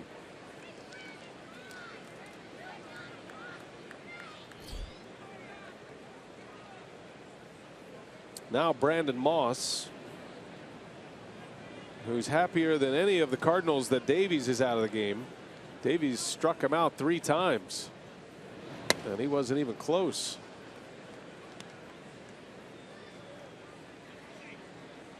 And this guy's got big power, 25 homers. Moss has hit 10 in the month of August. Yeah, Cravey's missing. Now Maldonado's on his way out, and Derek Johnson's going to join him on the mound. Counsell made the move in a 3-1 game. Felt like with the Cardinals coming up for the 4th time against Davies, he wanted a fresh arm in there, and Cravey has really struggled. Man, Cravey's been good. That's why he brings him in a close game. 7th inning, that's how good he's been. But having a difficult time throwing strikes. A big point in the game. 2-0 to Brandon Moss. This is a tough spot. You know, Moss is thinking about putting the game away here.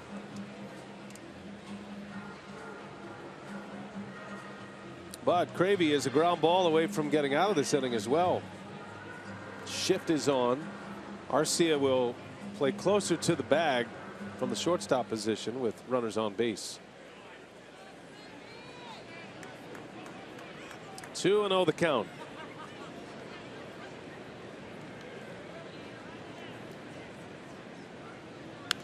And Moss was ready to fire, and he fouls it back.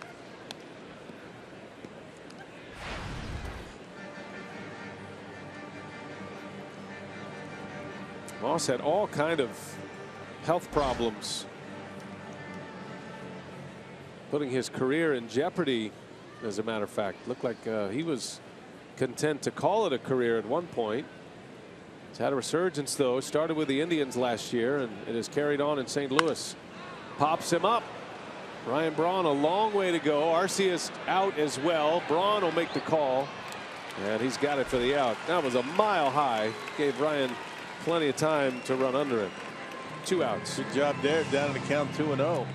Hey, tonight's time of the game winner, Pro Players Sports Bar and Grill in Schofield. If they call the Brewers by 8 o'clock tomorrow morning, they get 40 tickets to a Friday night game in the Miller Lite Beer Pen. This offer courtesy of the Tavern League of Wisconsin. And Miller Lite, you know, there's only one Friday home game left. Really? This year. That is September 23rd. Wow, that snuck up on us. Brewers are running out of home dates in general. A lot of road games in the month of September. Piscotty takes a strike.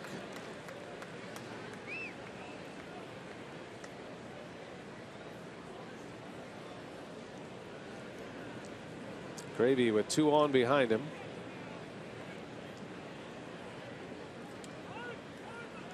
Yeah, Maldonado wants to start over.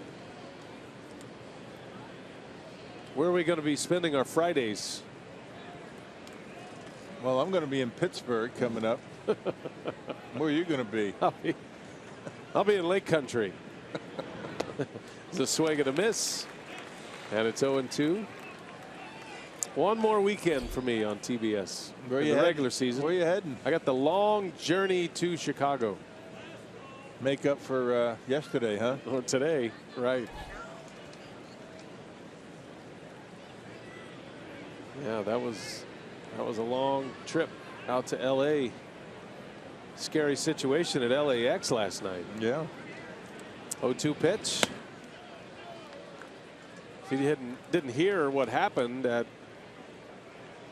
LAX, there was a report of an active shooter at about 9:30 last night. Just as I was in the car rolling into the airport, and they shut down the airport. Turned out to be a false alarm, thank goodness. But they closed LAX for about 2 hours. And you got to town here today, what, 2:30 in the afternoon? Just in time, courtesy of Delta. Did you get to go home? Did not.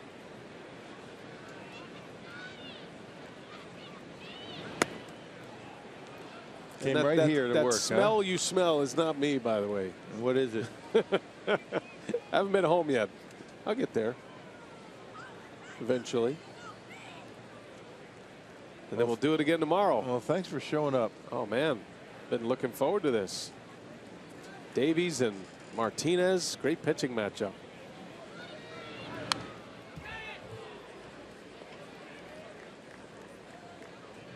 One thing I do realize,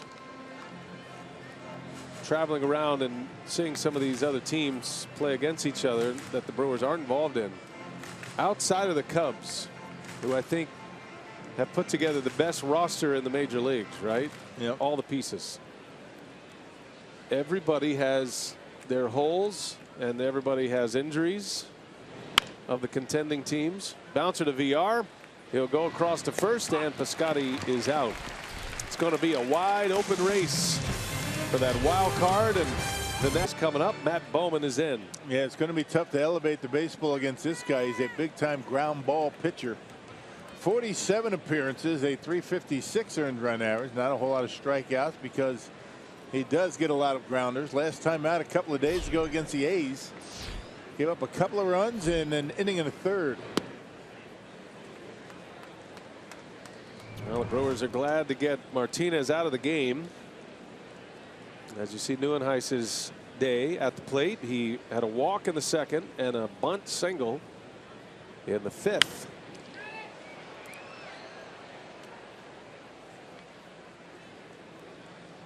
Pitch count was hovering around 100 for Martinez. Mike Matheny and most managers these days are being very protective. You get to this time of the year. And so he will turn it over to his bullpen for the final 9 outs. 1 ball, 1 strike, and Neuenhuis skips out of the way of that one. I want to wish a special happy birthday to Nancy Lake, celebrating with the Brewers today. Happy birthday, Nancy. Longtime nurse down at the first aid station here at Miller Park. Here's the 2-1 out in front. Change up, and it's 2-2. No, she brought us cheesecake yesterday. Aha. So cheesecake, happy birthday. And by us you mean everybody but me, because I wasn't here. Yeah, we were eating cheesecake. Yeah, that felt like maybe it's a plan. So Nancy, it's your birthday, but you got to deliver. Neuenhuis reaches down into right center. Piscotty makes the play for the out. Hey, MLB TV Premium, the #1 live streaming sports service, delivers everything you've come to expect and more. Watch every out-of-market game live in HD on over 400 supported devices. Visit MLB.tv for details. Sure, she's watching a game right now as she's texting her friends. Snapchat City.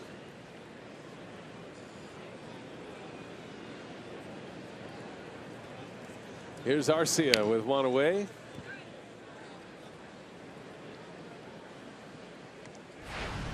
Orlando is 0 for 2. He did reach on a fielder's choice his last time up.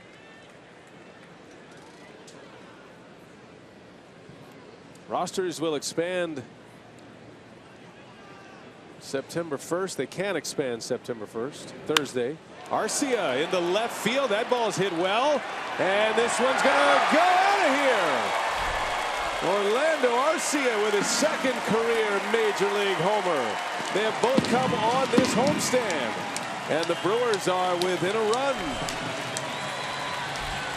Well, got a pitch to drive, and drive it he did. Well, the Brewers get that run back, that Colton Wong home run. They're able to get the one themselves. So Bowman leaking oil a little bit. That's a spinner up there that didn't do a whole lot. Right down the middle of the plate, and Arcia gives it a ride out there in the Brewers bullpen. They're starting to swing the bat with much more confidence. A couple of home runs. Well, the Brewers are down 3-2. Arcia, he's not a big guy. He's lean, but he is strong, and he's got a little bit of pop in that bat. And the Brewers hope as he matures, as he grows, gains some muscle, he's going to hit 15 to 20 a year in the big leagues. We'll see. Certainly could, especially in this ballpark. Yeah. Got off to a slow start, but he's starting to really come around. Being more aggressive on the inner half of the plate and driving the ball to left. Now the Brewers within a run, one away from Maldonado. Pitcher spot due next. And Counsell has already sent Santana on deck. Yeah, Brewers have all their left-handed hitters in the starting lineup. Nothing but right-handers.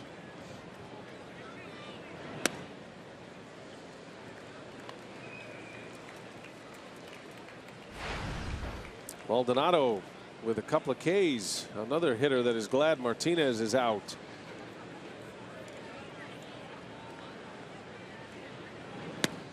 There's a strike.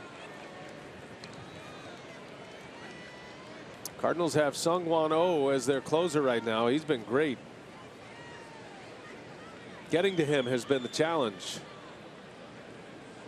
Trevor Rosenthal still on the disabled list. Oh took that closer's role over. And that's been one consistent piece for St. Louis. Very few teams can claim that they have a loaded bullpen right now. Everybody's concerned about their pen as Maldonado draws a walk. Good work by Martin. And that's going to get Santana to the plate. And that's got to get Mike Matheny thinking a little bit. He's got a left-hander getting loose in that bullpen. Kevin Segrist. Pinch hitter announced. Right-handed hitting Domingo Santana. Leaves Elmore, Pena, and Broxton on the bench for the Brewers. Well, a big chance here for Milwaukee in the bottom of the 7th. Long ball here. The Brewers take the lead.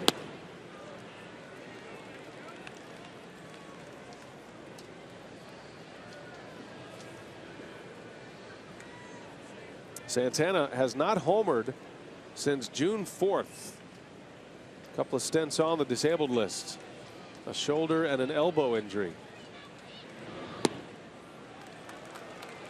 Well, Bowman using a lot of sliders, a lot of breaking pitches. His bread and butter is that two-seamer to get the ground ball outs. Left the slider up to Arcia. He hit it out of the ballpark.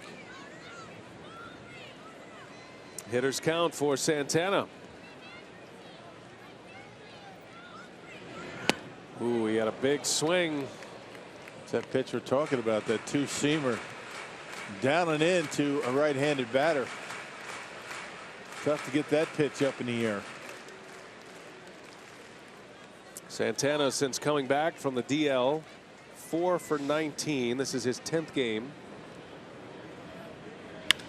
And that one's pulled foul. 2-2 now. Does have a couple of RBIs since coming back.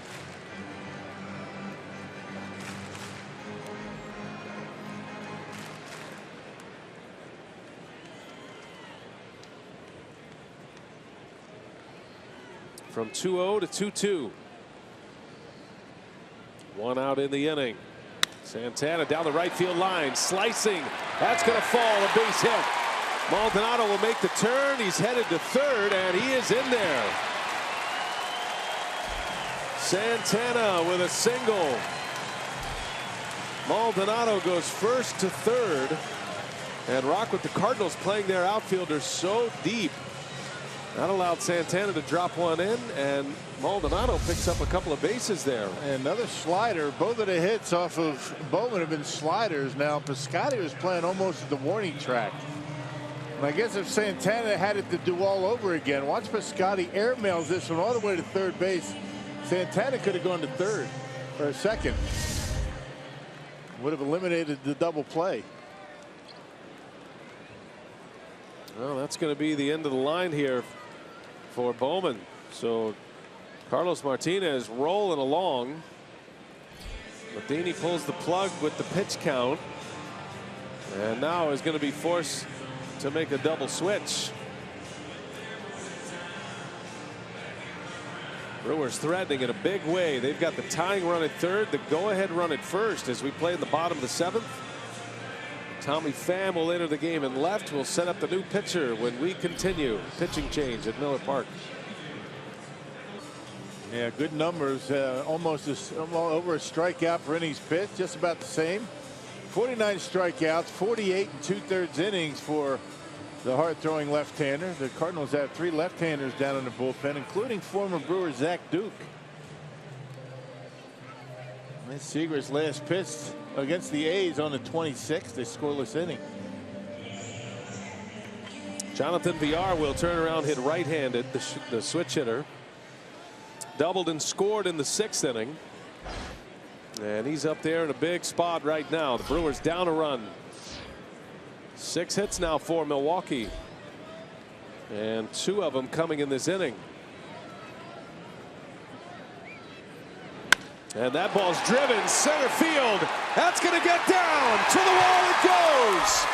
The tying run is in. That ball bounces up and out. Wow. A ground rule double, which will send Santana back to third. What a bad break.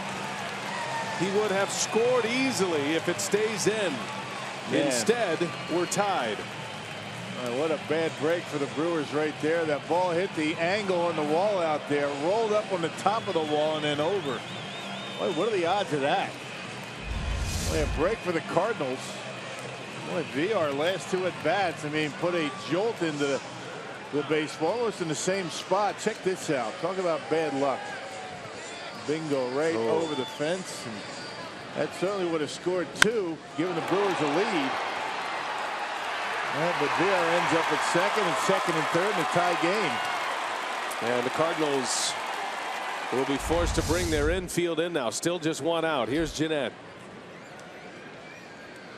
Brewers with good speed on the bags. Nice comeback for Milwaukee. They've been a club, despite the poor record, a team that really battles back in games. It comes up just about every night. They give every team they play everything they have, and they come up short a lot of the times, but you know the opponent knows they've been in a tough game. Lefty on lefty matchup here with Braun to follow. And Jeanette takes a ball. It's 2-0. Scooter, a .264 hitter against lefties this season.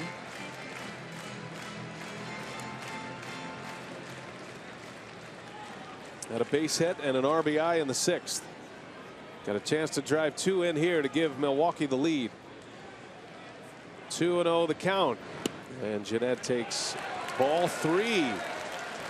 Well, that was close. You might have got a break there. Yeah, that was a strike. Well, what does Matheny do? There's nobody in the bullpen. Siegrist is his guy. He's not just a matchup left-hander. Nothing doing. I mean, all quiet down in that Cardinals pen.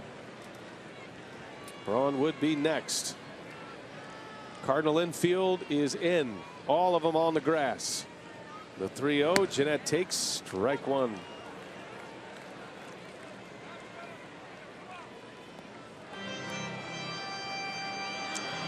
Little makeup right there. 4 is off the corner.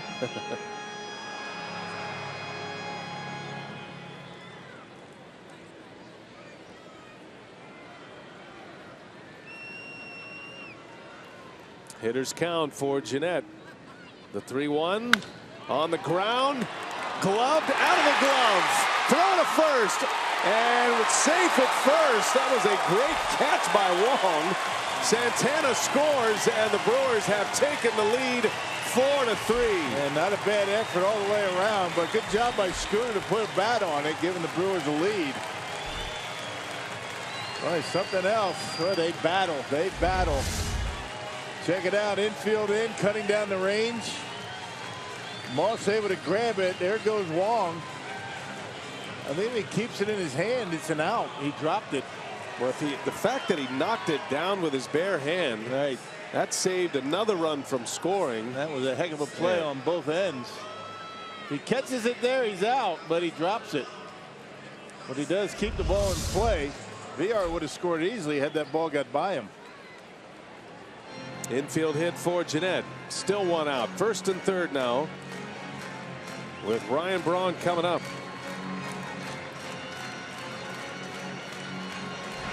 The Brewers have scored 3 in this inning on 4 hits. Started with an Arcia homer. And the Cardinal bullpen has coughed it up. And now Braun, who's been very good against lefties.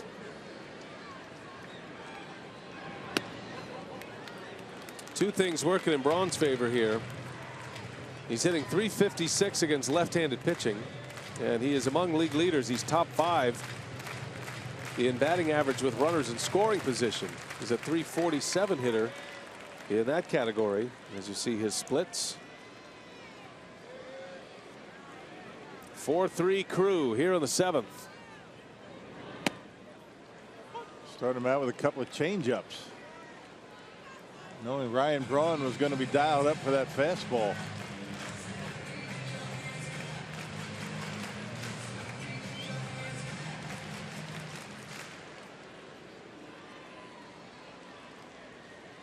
Braun trying to add to it.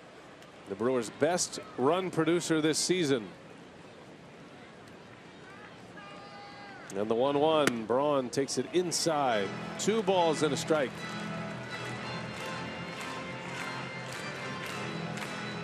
Perez due next. First batter of the inning, Neuenhuis, made an out. Cardinal pitching has not gotten an out since that time. 4 hits and a walk. Segris delivers in the dirt. Molina blocks it. Nice block. How happy were the Brewers to see Carlos Martinez out of the game? My goodness. Martinez was cruising along with 13 strikeouts. See that great play by Molina. You can tell Segris really doesn't want much to do with Ryan Braun here.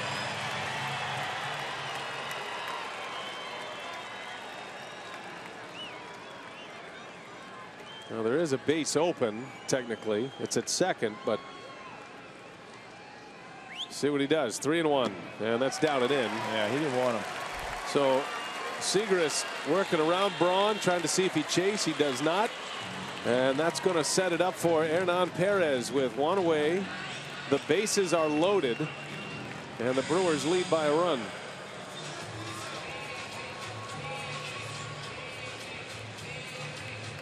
And now more activity in the Cardinal bullpen. Miguel Sokolovich starting to get loose. You figure it'll take him at least 1 hitter, maybe 2 to get ready. Bases loaded, 1 away. And Perez swinging at the first pitch, behind in the count. And a lot of breaking balls from Segris. That was a slider down and in. Matt Bowman started this inning. So far 3 runs belonging to Bowman. 3 are out there that belong to Segris. The 0-1. 0-2 the count. 8th batter of the inning for Milwaukee.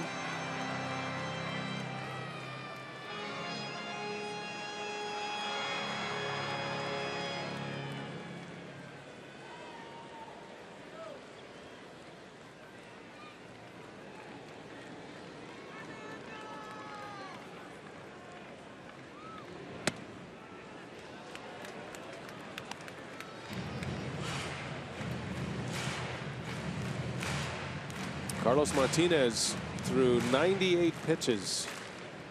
Was taken out, lifted for a pinch hitter in the top of this inning. And pitch count got him.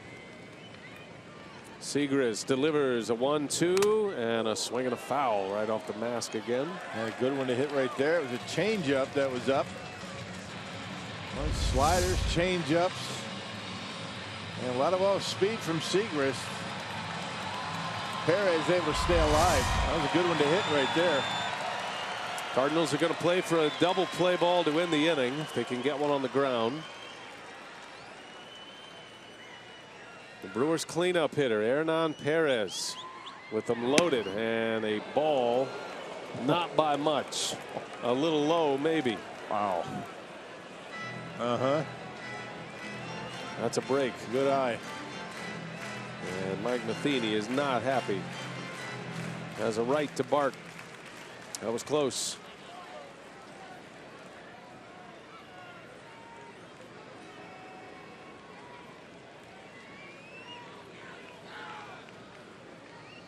Got VR, Jeanette, and Braun on the bases. 2-2 pitch.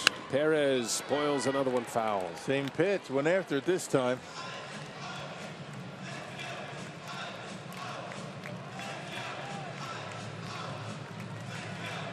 It just gives you an idea how good Martinez was. Yeah, no kidding. The way he was just plowing through the lineup. And making it look easy. And then the two relievers, it's been anything but. Do it again. Another 2-2 pitch. Way inside. Almost hit him. Seems like he's got better command of his off speed than his fastball. The big home run hitter, Chris Carter, due next. VR with a double and an RBI. Jeanette had an infield hit, and then Braun was walked.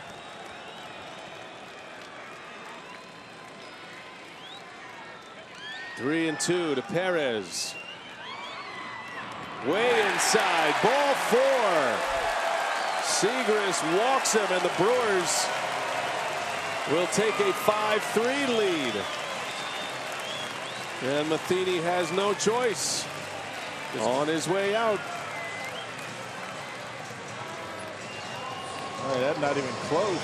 That was a good at bat by Hernan Perez. I mean, he was down in the count 0-2.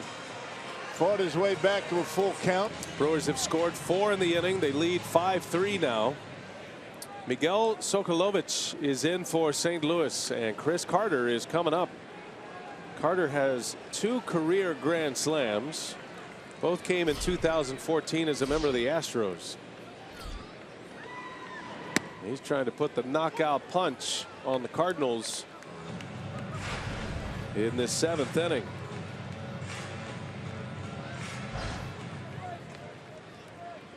Carter had a hit yesterday.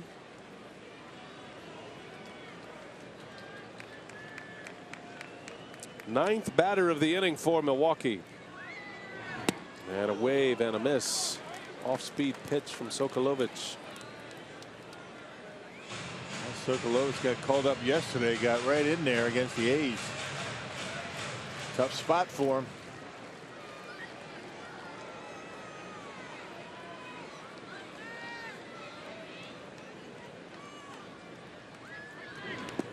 In the dirt, Molina blocks.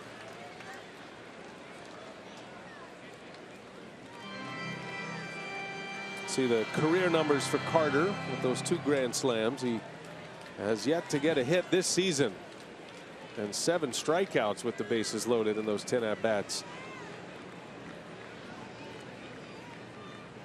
That means he's due for something good to happen, perhaps. Get one of these pitches up in his zone. 1 ball, 2 strikes. Carter takes one down and in. It's a good off-speed pitch right there. That looked like it was a strike all the way to the plate until the end.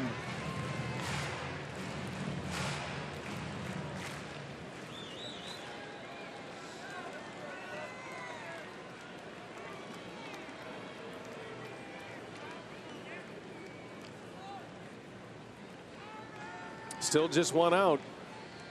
Bases are loaded for Carter. The 2-2, and down he goes. A strikeout. Second out of the inning. A good changeup, and he threw nothing but changeups. First pitch slider, then nothing but changeups to get Carter. That one in the dirt. Brewers had 7 consecutive base runners between outs.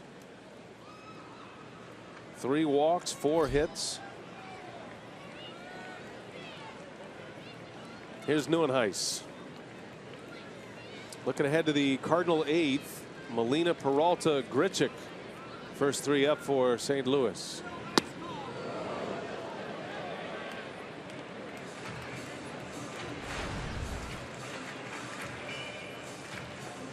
Nieuwenhuis hit one of the longest home runs of his career earlier on this homestand. Launched one 460 feet.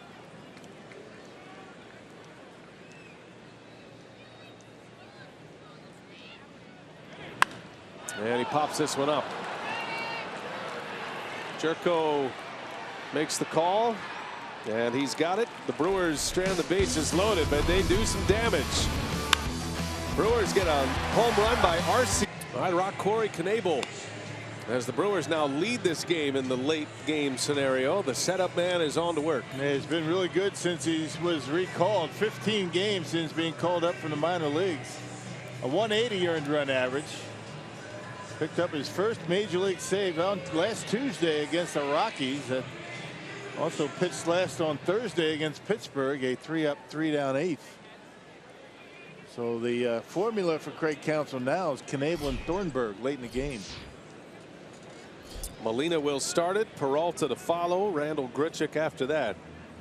5, 6, and 7 in the lineup for St. Louis. Excuse me. And Molina takes strike one. Well, the Brewers were just trying to wait out Carlos Martinez. Nothing going on against the Cardinal starter. And the bullpen for Matheny just implodes. And now Molina is not happy with that call. Well, same pitch. Remember, Perez is at bat. That's exactly what he's talking about. Same pitch was called a ball. Or very close. Look out here. If he strikes him out, he might have a few words. 0-2. On the ground. Nice play. Knebel. Who says pitchers aren't athletes? Out number one as Molina rolls out. Well, it helps to be 6'3", 6'4" on a play like that. Good curveball and nice vertical leap for Corey, to able to snatch it and throw him out. One away. Yeah, good play. 1-3 on the putout, and here is Johnny Peralta.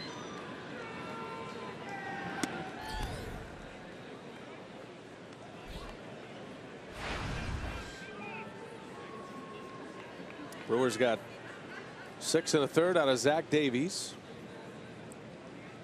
Tyler Cravey came on, minimized the damage, ran into a little bit of trouble in that 7th inning, but was able to strand 2 base runners. He had walked the first 2 he faced, but he held serve, kept the Cardinals at 3, and the Brewers come back with 4 in the bottom of the 7th, puts Cravey in the circle with a chance to win. If the Brewers can finish it off. Didn't take them long to get on the board after Martinez was out. I guess anybody would have looked good compared to Carlos Martinez tonight. That's the guy that got it started with the home run.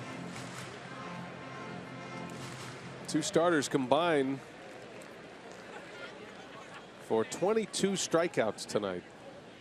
13 for Martinez, 9 for Davies. Both numbers are career highs for those pitchers. The 1-2. 2-2 now. That's a lot of strikeouts for the Cardinals offense. They don't strike out a lot. 5th fewest in the National League.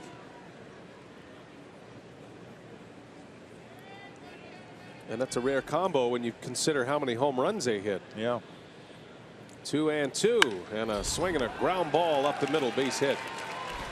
Peralta singles, and the tying run is coming up. Brewers have news with their starting rotation. Let's check in with Sophia for more on that.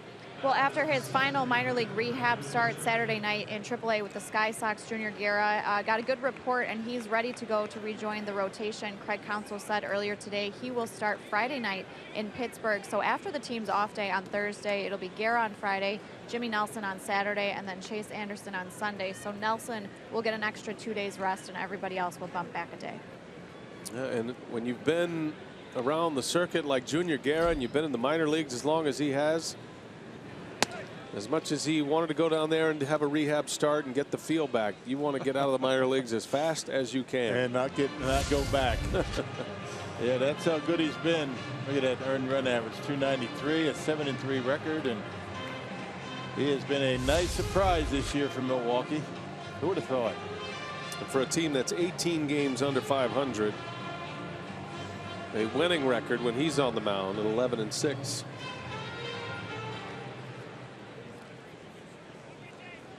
Well, you got to dial it up here. Grichuk has big power. Cardinals have already hit 2 homers. They've both been solo shots.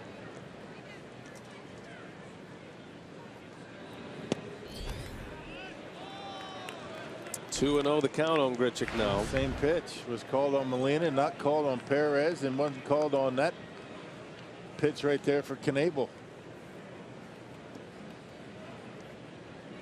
Brewers are hoping for a ground ball to turn it. Knebel gets a lot of fly ball outs. There's a good fastball.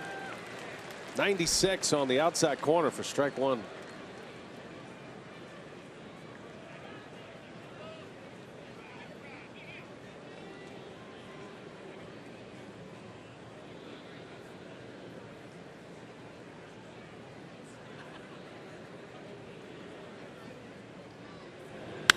In the air, right center. That's trouble.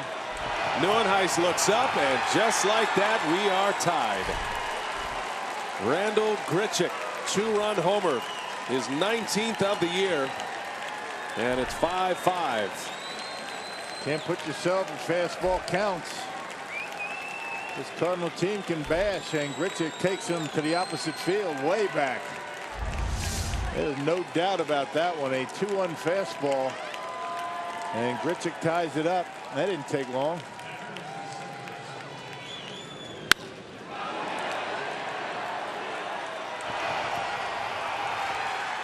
Now the Brewers scored 4 last inning, but you think about the bases loaded after 4 runs were in and only 1 out, and they couldn't scratch across anymore.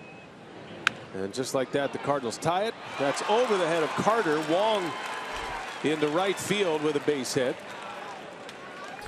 The 3rd straight hit for St. Louis.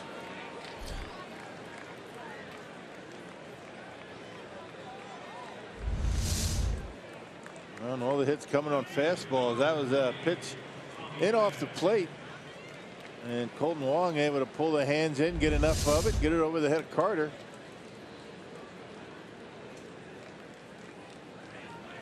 First at bat for Tommy Pham. Randall Grichuk. His 7th August home run. Cardinals have hit 3 in this game.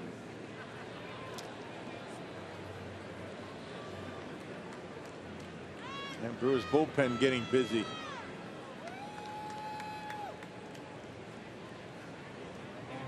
Carlos Torres.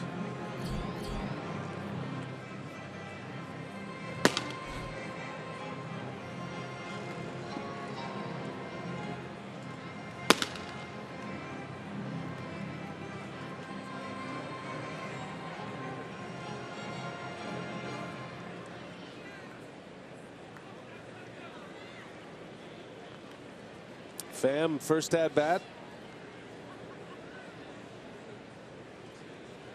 Fast runner. Tough guy to double up. You figure Wong's going to want to try to steal here at some point.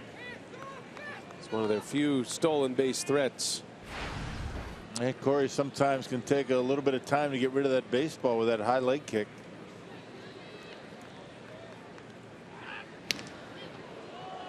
Trying to keep him close. Wong has 5 steals. Hasn't been caught this year. Cardinals only have 29. You hit as many home runs as they do. Station to station. Close play. Wong is back again.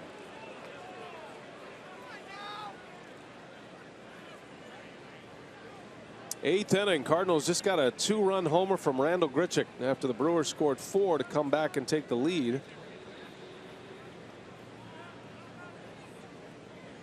Home runs today from Grichuk, Jerko, and Wong.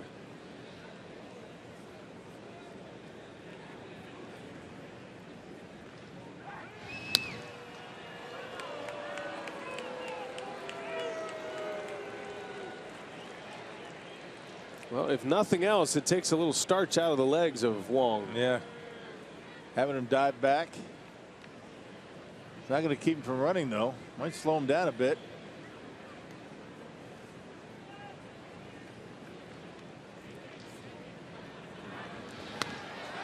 Oh, he had him leaning. If that throw is a little lower, he's got a chance at an out. Those are close. Yeah, you had him taking a wrong step. You're right. Low throw, and he's out at first. Just got a finger in there. Well, all these throws. No pitch to the plate yet for Knebel. And there's a strike. You gotta wonder, as a hitter, you're standing there engaged, ready to swing the bat, and all these throws to first base. Wonder how that affects a hitter. Knebel just dropped the first pitch curveball in for a strike.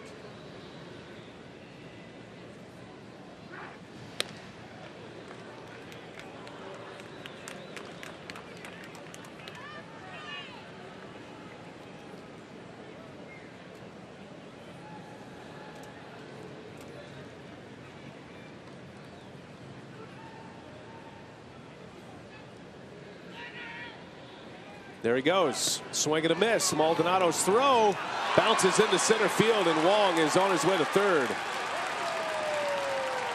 That's worst case scenario there. Stolen base, E2.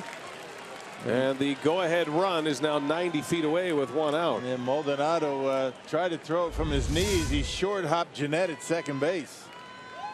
Right there. He's made a lot of good throws like that, but every now and again you're going to short hop one, and ends up being an error. That's a tough hop for Scooter. Good luck trying to keep that in the glove. And Wong, with good speed, gets to third base. 0-2 the count. Infield is in.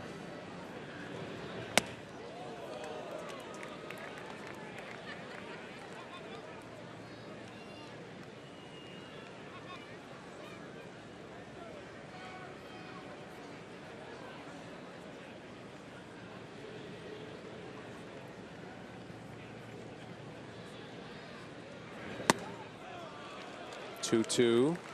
Trying to get him to chase upstairs.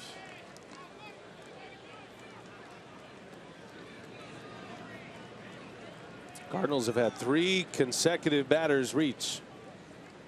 Peralta singled, Grichuk homered, Wong singled. One out. Here's the 2-2, and that one is in there. A breaking ball. He got him right down the middle. Needed that strikeout. Second out of the inning. Buckled his legs, and that was right down the middle of the plate. Watch the knees. See, you're done. Right down the middle.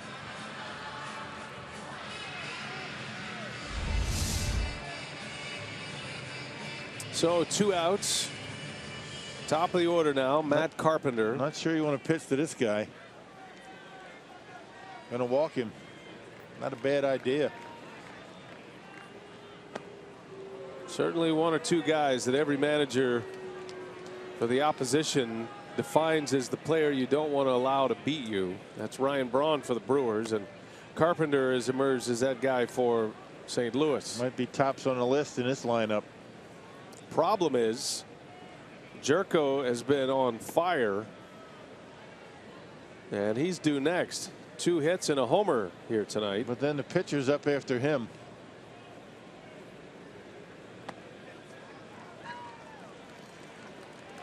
All right, so Carpenter will reach. Jed Jerko in the 5th inning. Not a bad pitch by Davies, but he reached down and launched it out. Right off the top of the wall and left. Yet another home run for the Cardinals tonight.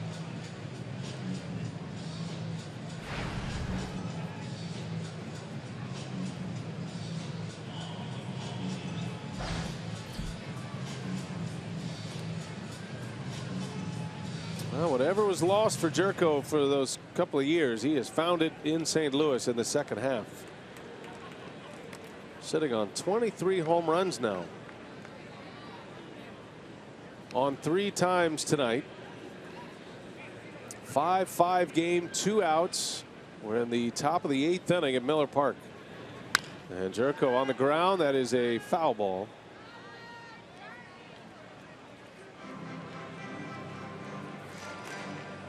Looking at the Brewers' 8th inning. Arcia will lead off. He hit the home run last inning to get the rally started. Maldonado to follow, and then we'll have a pinch hitter. Might be a spot for Keon Broxton. We'll see.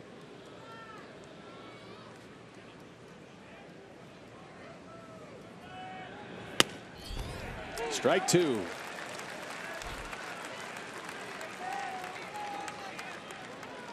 Didn't like it. Just a little bit off the corner. A little inconsistent behind home plate tonight.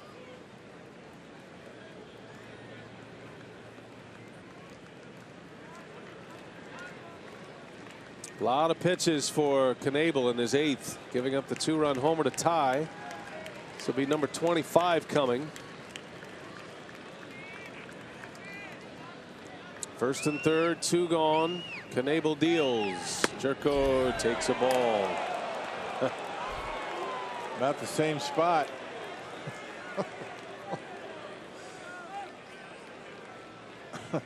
Mark Rippinger, the home plate umpire. They're either both strikes or they're both balls.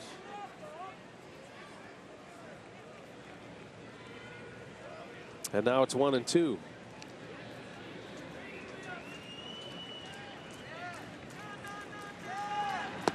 And did he go? He did. A strikeout. Jerko is out. Cardinals get a big homer from Randall Grichuk, though. All tied at 5. And the 22-year-old rookie, Orlando Arcia, he'll lead off. Home run his last time up. He'll step into the spotlight in the 8th. 22 strikeouts, but I'll tell you what, plate discipline by both teams against the relievers has been very good. Tie ball game. All right, let's see what Orlando Arcia and the Brew Crew can do. We've got Brewers Live coming up after the ball game, Brian. All right, Craig and Augie, thanks. Arcia, home run number 2 of his major league career, his last time up. Both have come to left field. Both have come on this homestand. And he commits. Unable to check it. It goes to 0-2 on Arcia. Hey, he's got a nice changeup, doesn't he? I mean, it's got a lot of movement on it. Looks like a fastball out of the hand, and he's thrown a lot of them. Perfect inning yesterday against Oakland. Called up on Friday down in AAA.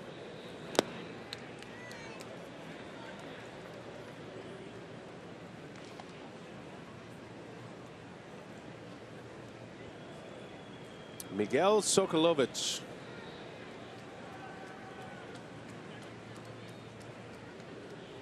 Thirty-year-old right-hander from Venezuela.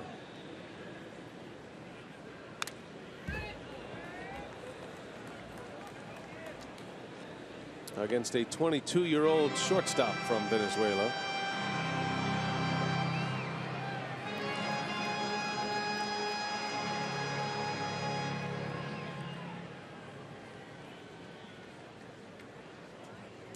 One and 2 on Arcia, and a swing and a miss. Down he goes. Strikeout. Our Miller Lite What's on Tap. Adam Wainwright tomorrow against Willie Peralta. 6:30 airtime on Fox Sports Wisconsin. Wainwright has not been his dominant self. He's had a good July. That's been about it. Very unusual to see Wainwright with those kind of numbers. But he's always a guy that you enjoy watching pitch. Cardinals are hoping he kicks it in gear for the final stretch.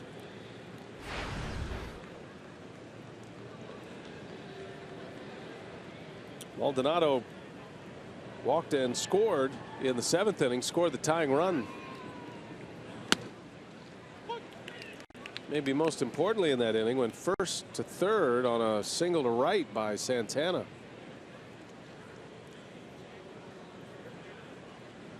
Showing some wheels, wasn't he? Flying. Of course, Piscotty playing way back on the warning track. Got his uni dirty, a head first slide at third. It's a good day's work. That playing is deep right now, outfield.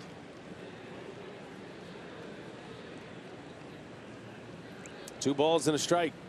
Brewers trying to regain the lead here, turn it over to Thornburg to close it out. Well, you got a lot of folks around the division that have become Brewers fans tonight as well, specifically in Pittsburgh. The Pirates have lead on the Cubs. Pirates right now on the outside looking in for the wild card race. Cardinals occupy the 2nd spot. And Maldonado draws a walk. So there's the base runner. The go-ahead run is on with 1 out.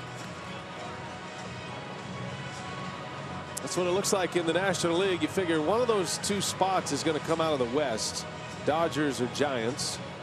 Right now the Dodgers have the lead in the division by 2 games. Giants are 2.5 clear of the Cardinals. Pirates are just a half a game back of the 2nd spot. Miami's in there. The Mets are in there.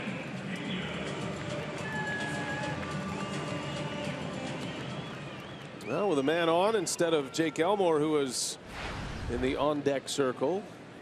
Greg Counsell is going to call on his backup catcher, Manny Pena, who brings a little pop to the plate.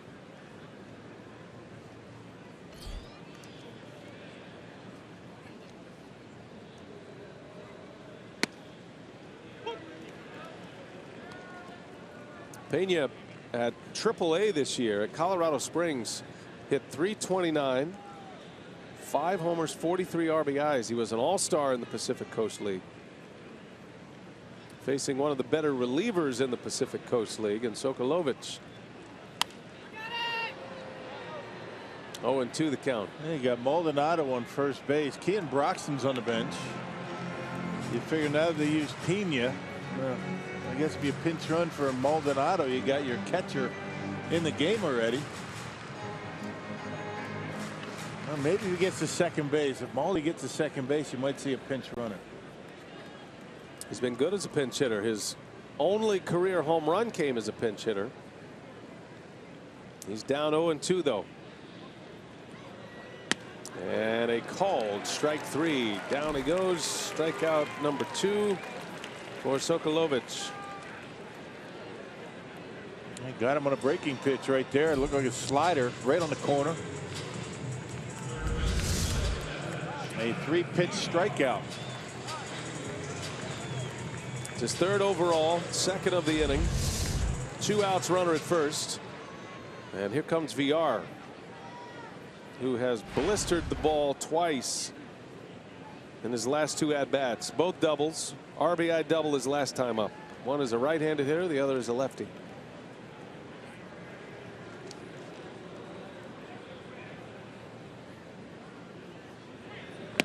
And it's going to be very difficult for Maldonado to be able to score on anything that stays in the ballpark. As deep as that outfield is, and Maldonado doesn't run all that well. Play deep in the outfield to cut off the gaps.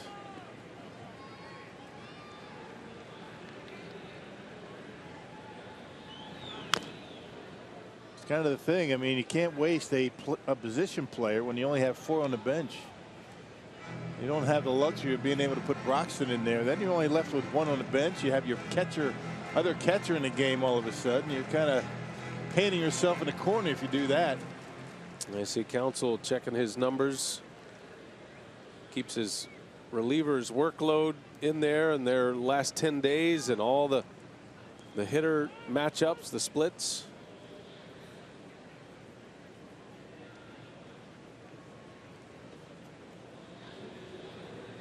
VR down in the count 0-2. Brewers need a big hit. Maldonado starts then stops. Almost got him to balk. Yeah, if he went to home plate, he was going to take off.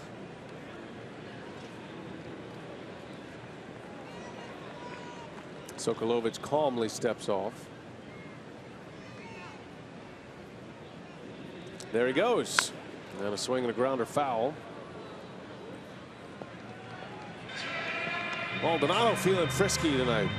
He'd love to steal a base off his old buddy behind home plate there, Yadier Molina. Molina's smiling. Look at him. You think you're going to steal on me? See this gold patch on my chest protector? It's there for a reason. Throwing out guys like you. He's still laughing. There he goes again, and a swing and a miss. Maldonado, just in case, runs it through. Strikes out the side. Again, he'll enter this game in a tie game, trying to keep it at 5, give the Brewers a chance for a walk-off. Yeah, he's been outstanding. Last 22 appearances for Tyler. He's given up all of 1 run. That's a .39 earned run average. Last pitched on Thursday. Greg Garcia will pinch hit for St. Louis. Battling a little knee problem right now. Not in the starting lineup. Another guy's been a good pinch hitter for the Cardinals. The spot in the batting order is 3rd after the double switch a few innings ago. So after Garcia, it'll be Piscotty and then Molina.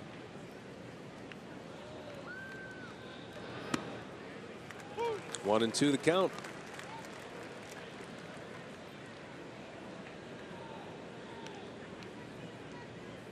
Cardinals have out hit the Brewers 10-8. Brewers scored 4 in the bottom of the 7th to take a 2-run lead. Even had the bases loaded with only 1 out in that inning and couldn't add to it. Very next inning, Randall Grichuk hits a 2-run home run deep into right center, up in the Toyota territory, to tie it at 5. Yeah, Knebel having a difficult time getting ahead in the count on the first 2 hitters. Peralta with a base hit, and then on a 2-1 pitch, a fastball to Grichuk. Knocked it out of here to right center. 2-2 count. Thornburg delivers. Count goes full to Garcia. Pirates have taken the lead in Chicago. It's now 4-3 Pittsburgh. Scored 3 in the 6th, did the Pirates. Game got a little delayed with rain, or at least the tarp was down in the hours prior to the game tonight. Arrieta pitching for the Cubs. He's still out there despite giving up the 4 runs.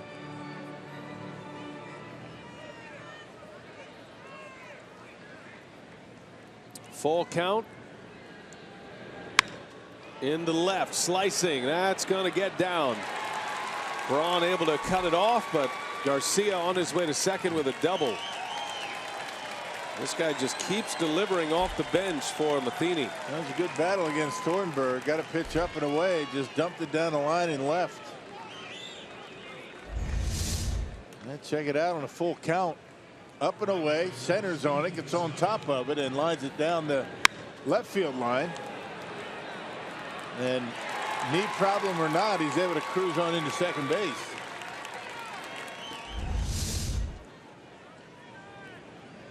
Leadoff double. Go ahead run at second for Piscotty.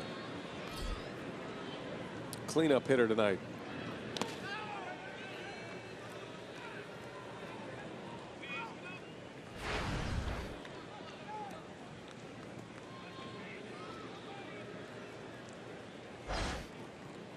Piscotty had hits his first 2 times up. 2 singles. 2 out of 4 tonight.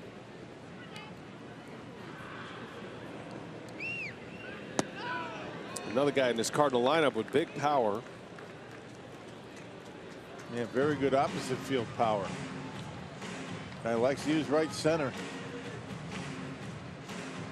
Well, once again, the Brewer relief corps behind in the count, 2-0. Very dangerous pitch here.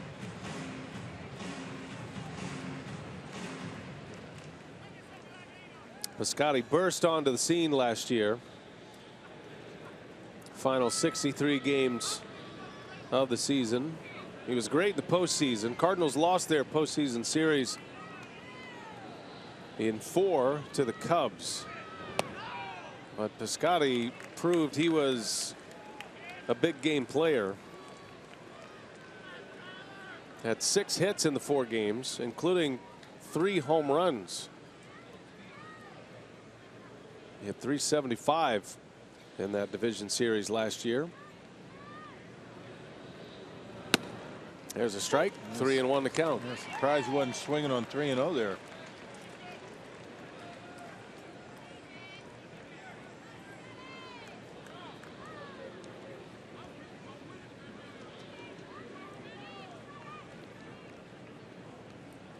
Got a leadoff double at second. Garcia. And a swing and a miss. Piscotty, big hack. 3-2. And Tyler Thornburg just challenging him here. Power against power. Right down the middle. That goes back to our spin rate conversation. Piscotty put the bat where he thought the fastball was going to end up, and it just rode right through. Swung under it. Payoff pitch. And a fastball foul back.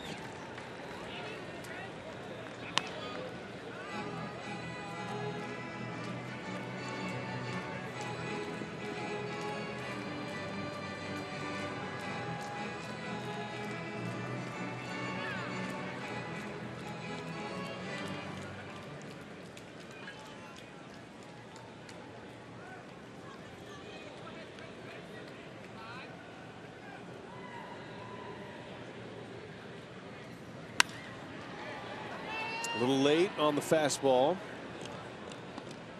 And Tyler Thornburg just saying, here it is, hit it. See what you can do with it. Look at that last pitch. Look at the cluster after he got behind 3-0. Out of the plate with all those pitches. Good battle going on here. Thornburg fell behind him 3-0. Has come back to get it full. This will be pitch number 8 of the at bat.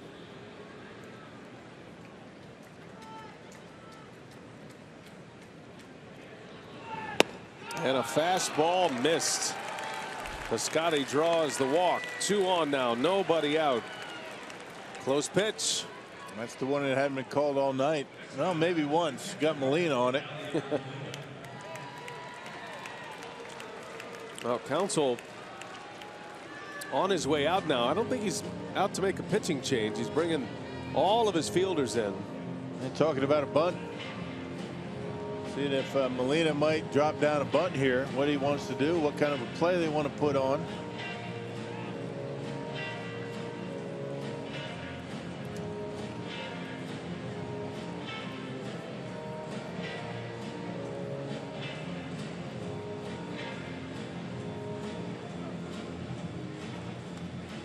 All right, Counsell lays out the plan.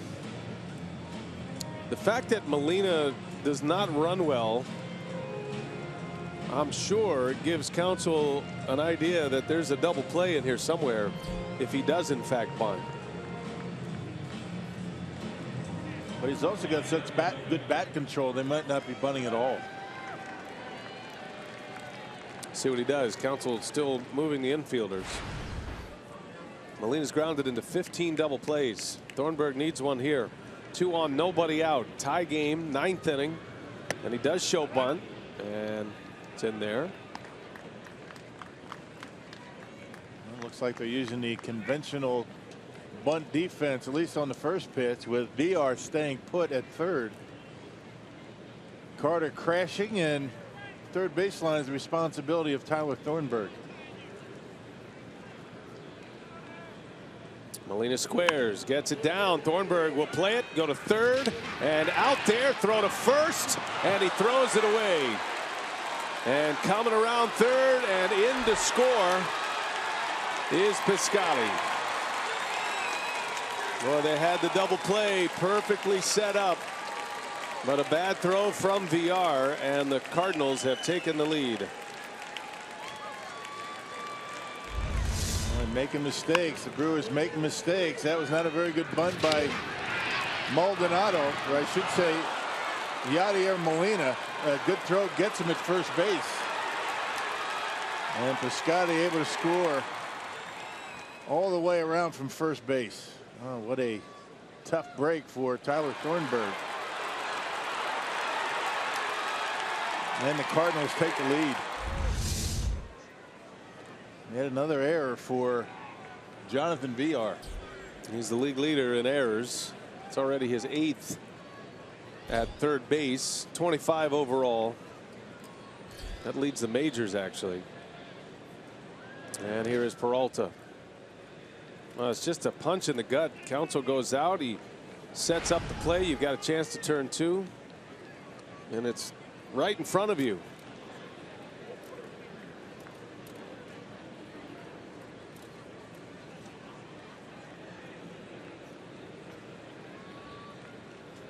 Plays you have to make. Yeah, can't make mistakes against teams like, the Cardinals. Can't make mistakes against anybody, but in extra innings like that, had it set up, it was right in front of you, as you talked about, and not able to execute the throw to first base. Just tried to put a little bit too much on it.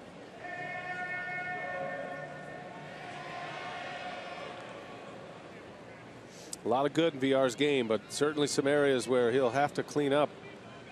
If this team's going to move into a contending team, those are the kind of plays that will destroy pennant chases right there. Got to have consistency around the infield. He's a tremendous defender. He makes a lot of plays, but he makes a lot of errors too, and most of his errors are throwing errors. Yeah, by trying to do too much. I mean, making something out of nothing sometimes, and just trying to wind up on that throw and throw it a little bit too hard. Just couldn't get it anywhere close. You know what bugs him?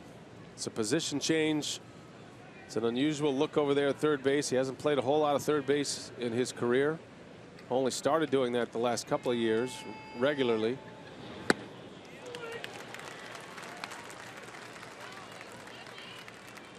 Cardinals have scored in each of the last 3 innings. This game was looking promising for the Brewers after a 4-run 7th inning. And a terrific comeback gave him a 2-run lead. Ball 4.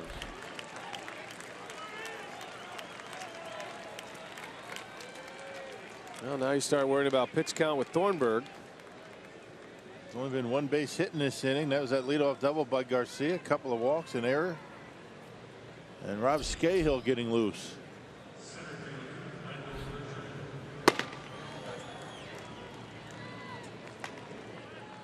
Well, it's probably Thornburg's last hitter, you would imagine. Maybe one more. You don't want your closer getting into that 30 pitch area. I know Craig Counsell is concerned about his bullpen usage. Talked to him before the game. I don't think there's a manager that's not concerned about bullpen usage, but at this point in the season, everybody is.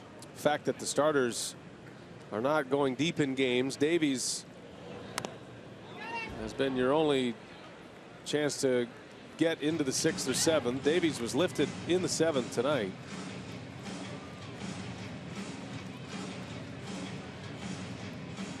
It'll help Counsell when Guerra comes back. You hope he can stretch it out a little bit.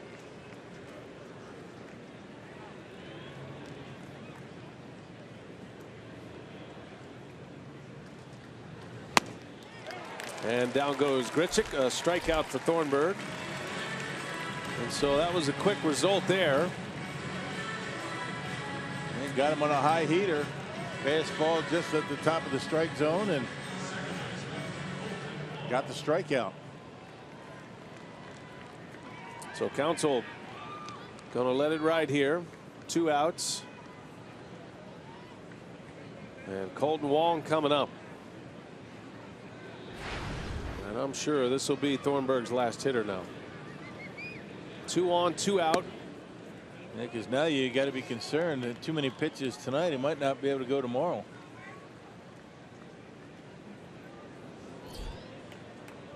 In the Brewers' 9th, Jeanette, Braun, and Perez coming up 2, 3, and 4. Right now down a run. Sounds like 2 runs, doesn't it? Might as well get 2. If you're going to get 1, you might as well get 2. Right? Exactly. You needed 1 anyway. Well, I said 2. So you might as well get 2. Yeah. 2. bloop and a blast. I like the way you're thinking. Fly ball slicing. Got to get it out first. That'll be in the seats.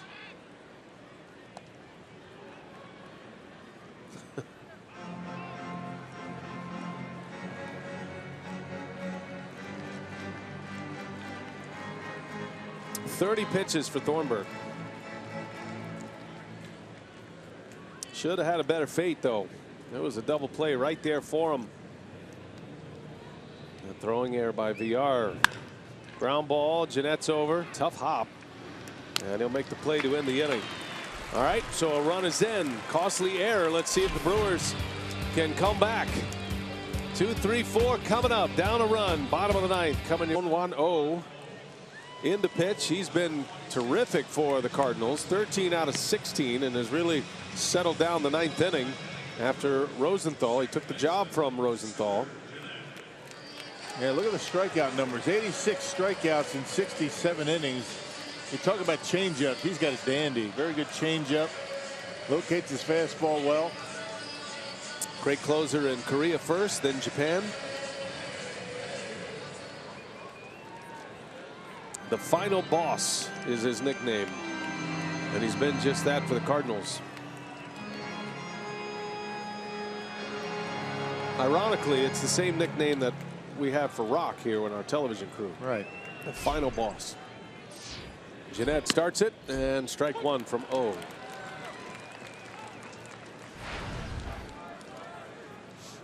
Scooter Jeanette with a couple of RBIs tonight.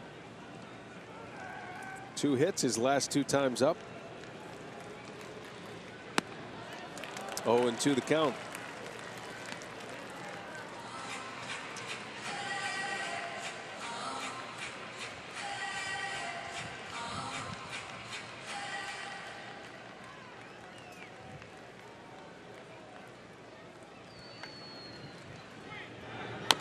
Jeanette, little slow roller. And are they saying that's foul or an out? Off the foot. Yeah. Umpire went around and looked at it, never raised his arms as if it was to say a dead ball. I think the Cardinals still think they've got an out. Now Joe West called it out. I'm not sure Ripperger did. Well, Scooter Jeanette never even moved out of the batter's box. There was never a call on that play.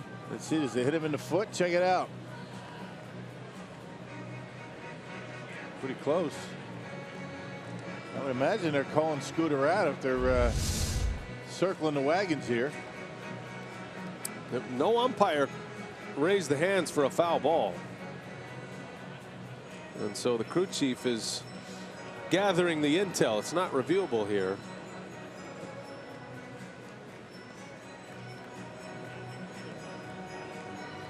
Murphy's on the phone, I think, just for argument's sake. Just to see if it actually hit the foot. You really can't tell in the replay that we saw. And it's the only one that there is. All right, well, Joe West says, I didn't call anything. What'd you see? You're out. Calls him out. Remember back in the day they used to say check the ball for shoe polish. It's not a reviewable play, so that's why the umpires would converge. And I just wonder about, you know, the reaction of the hitter. The reaction of the hitter will tell you what probably happened. I mean, you can't think that fast and just not run. Scooter maybe is a good actor. He kind of hobbles a little bit after the ball hits his front foot.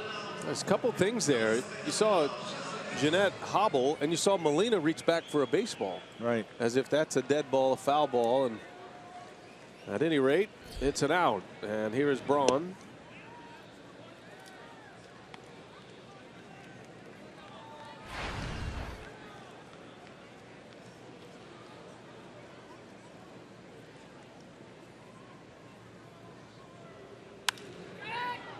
One ball, one strike.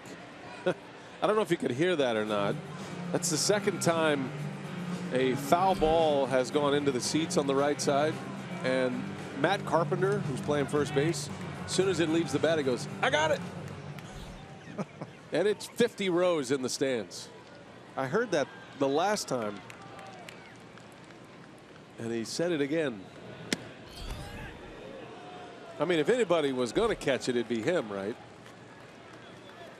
It's not as if when he calls it, everybody else says, oh, well, Matt's got this one. He's practicing. I got it. 2-1 on Braun. Defensive swing. 2-2 now. You get Braun to swing like that, you know you have good stuff. Yeah, sliders. You know, sliders, change ups. He hadn't seen a fastball yet.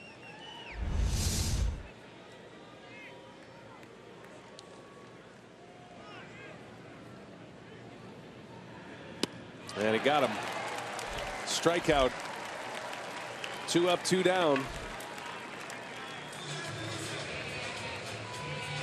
Another slider. This one a little bit further off the corner than the first. You can just tell that the Cardinals really aren't interested in throwing too many strikes to Ryan Braun. Leaving it up to the guys behind him. But if he chases, so be it. Son Juan-O. 2 outs facing Perez. And a bases loaded walk in the 7th. Brewers were flying high in that 7th. Scored 4 runs to take the lead. It was 5-3 going into the 8th inning. 2-run homer by Grichuk tied it. And then the Cardinals scored on a throwing error by VR in the top of this inning to take the lead. 1 ball, 1 strike.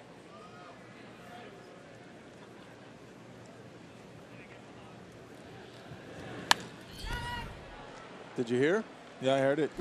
Yep. He said it again. I got it. He's just trying to amuse himself, that's all. It's just way to stay awake. I'm telling you. 1-2 the count on Perez. And down he goes. Inning over, game over. O gets the save. The Cardinals with a 2-run homer from Grichuk and an unearned run in the 9th. They win it. 6-5 the final score. And the Brewers have now dropped 5 in a row. Check in with Craig Kashawn. It's time for Brewers Live. He's with Jerry Augustine. Take it away, Craiger. Okay, BA.